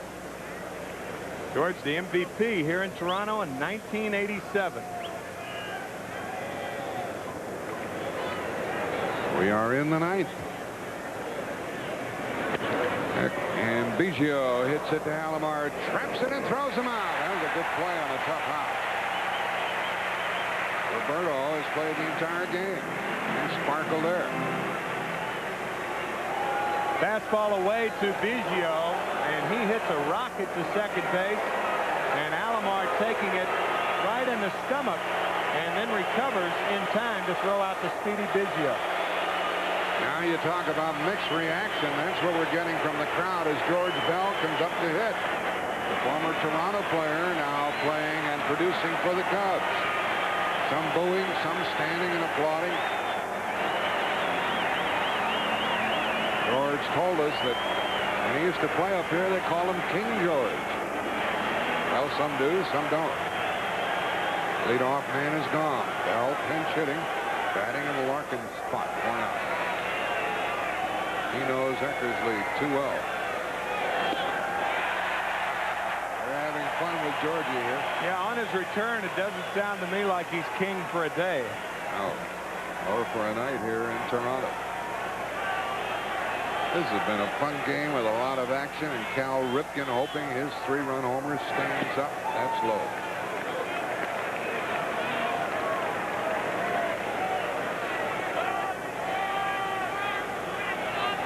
Well, this is Tuesday night. We have baseball for you next Sunday afternoon, 2:30 Eastern time. Yanks and Angels.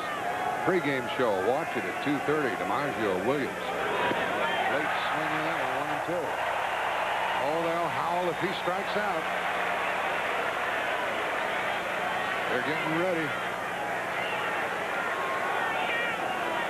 So is Eckersley. We'll let you listen. 1 out, nobody on. National League trailing by 2-9.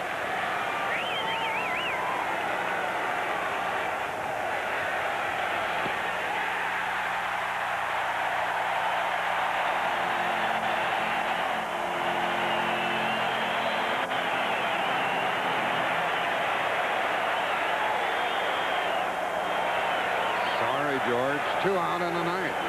The coordinating producer of Major League Baseball on CBS is Rick LaCivita. This evening's telecast directed by Joe Assetti. The producer of Baseball 91 is Mike Arnold. The senior producer of CBS Sports is Ed Gorin. The executive producer of CBS Sports, Ted Shaker.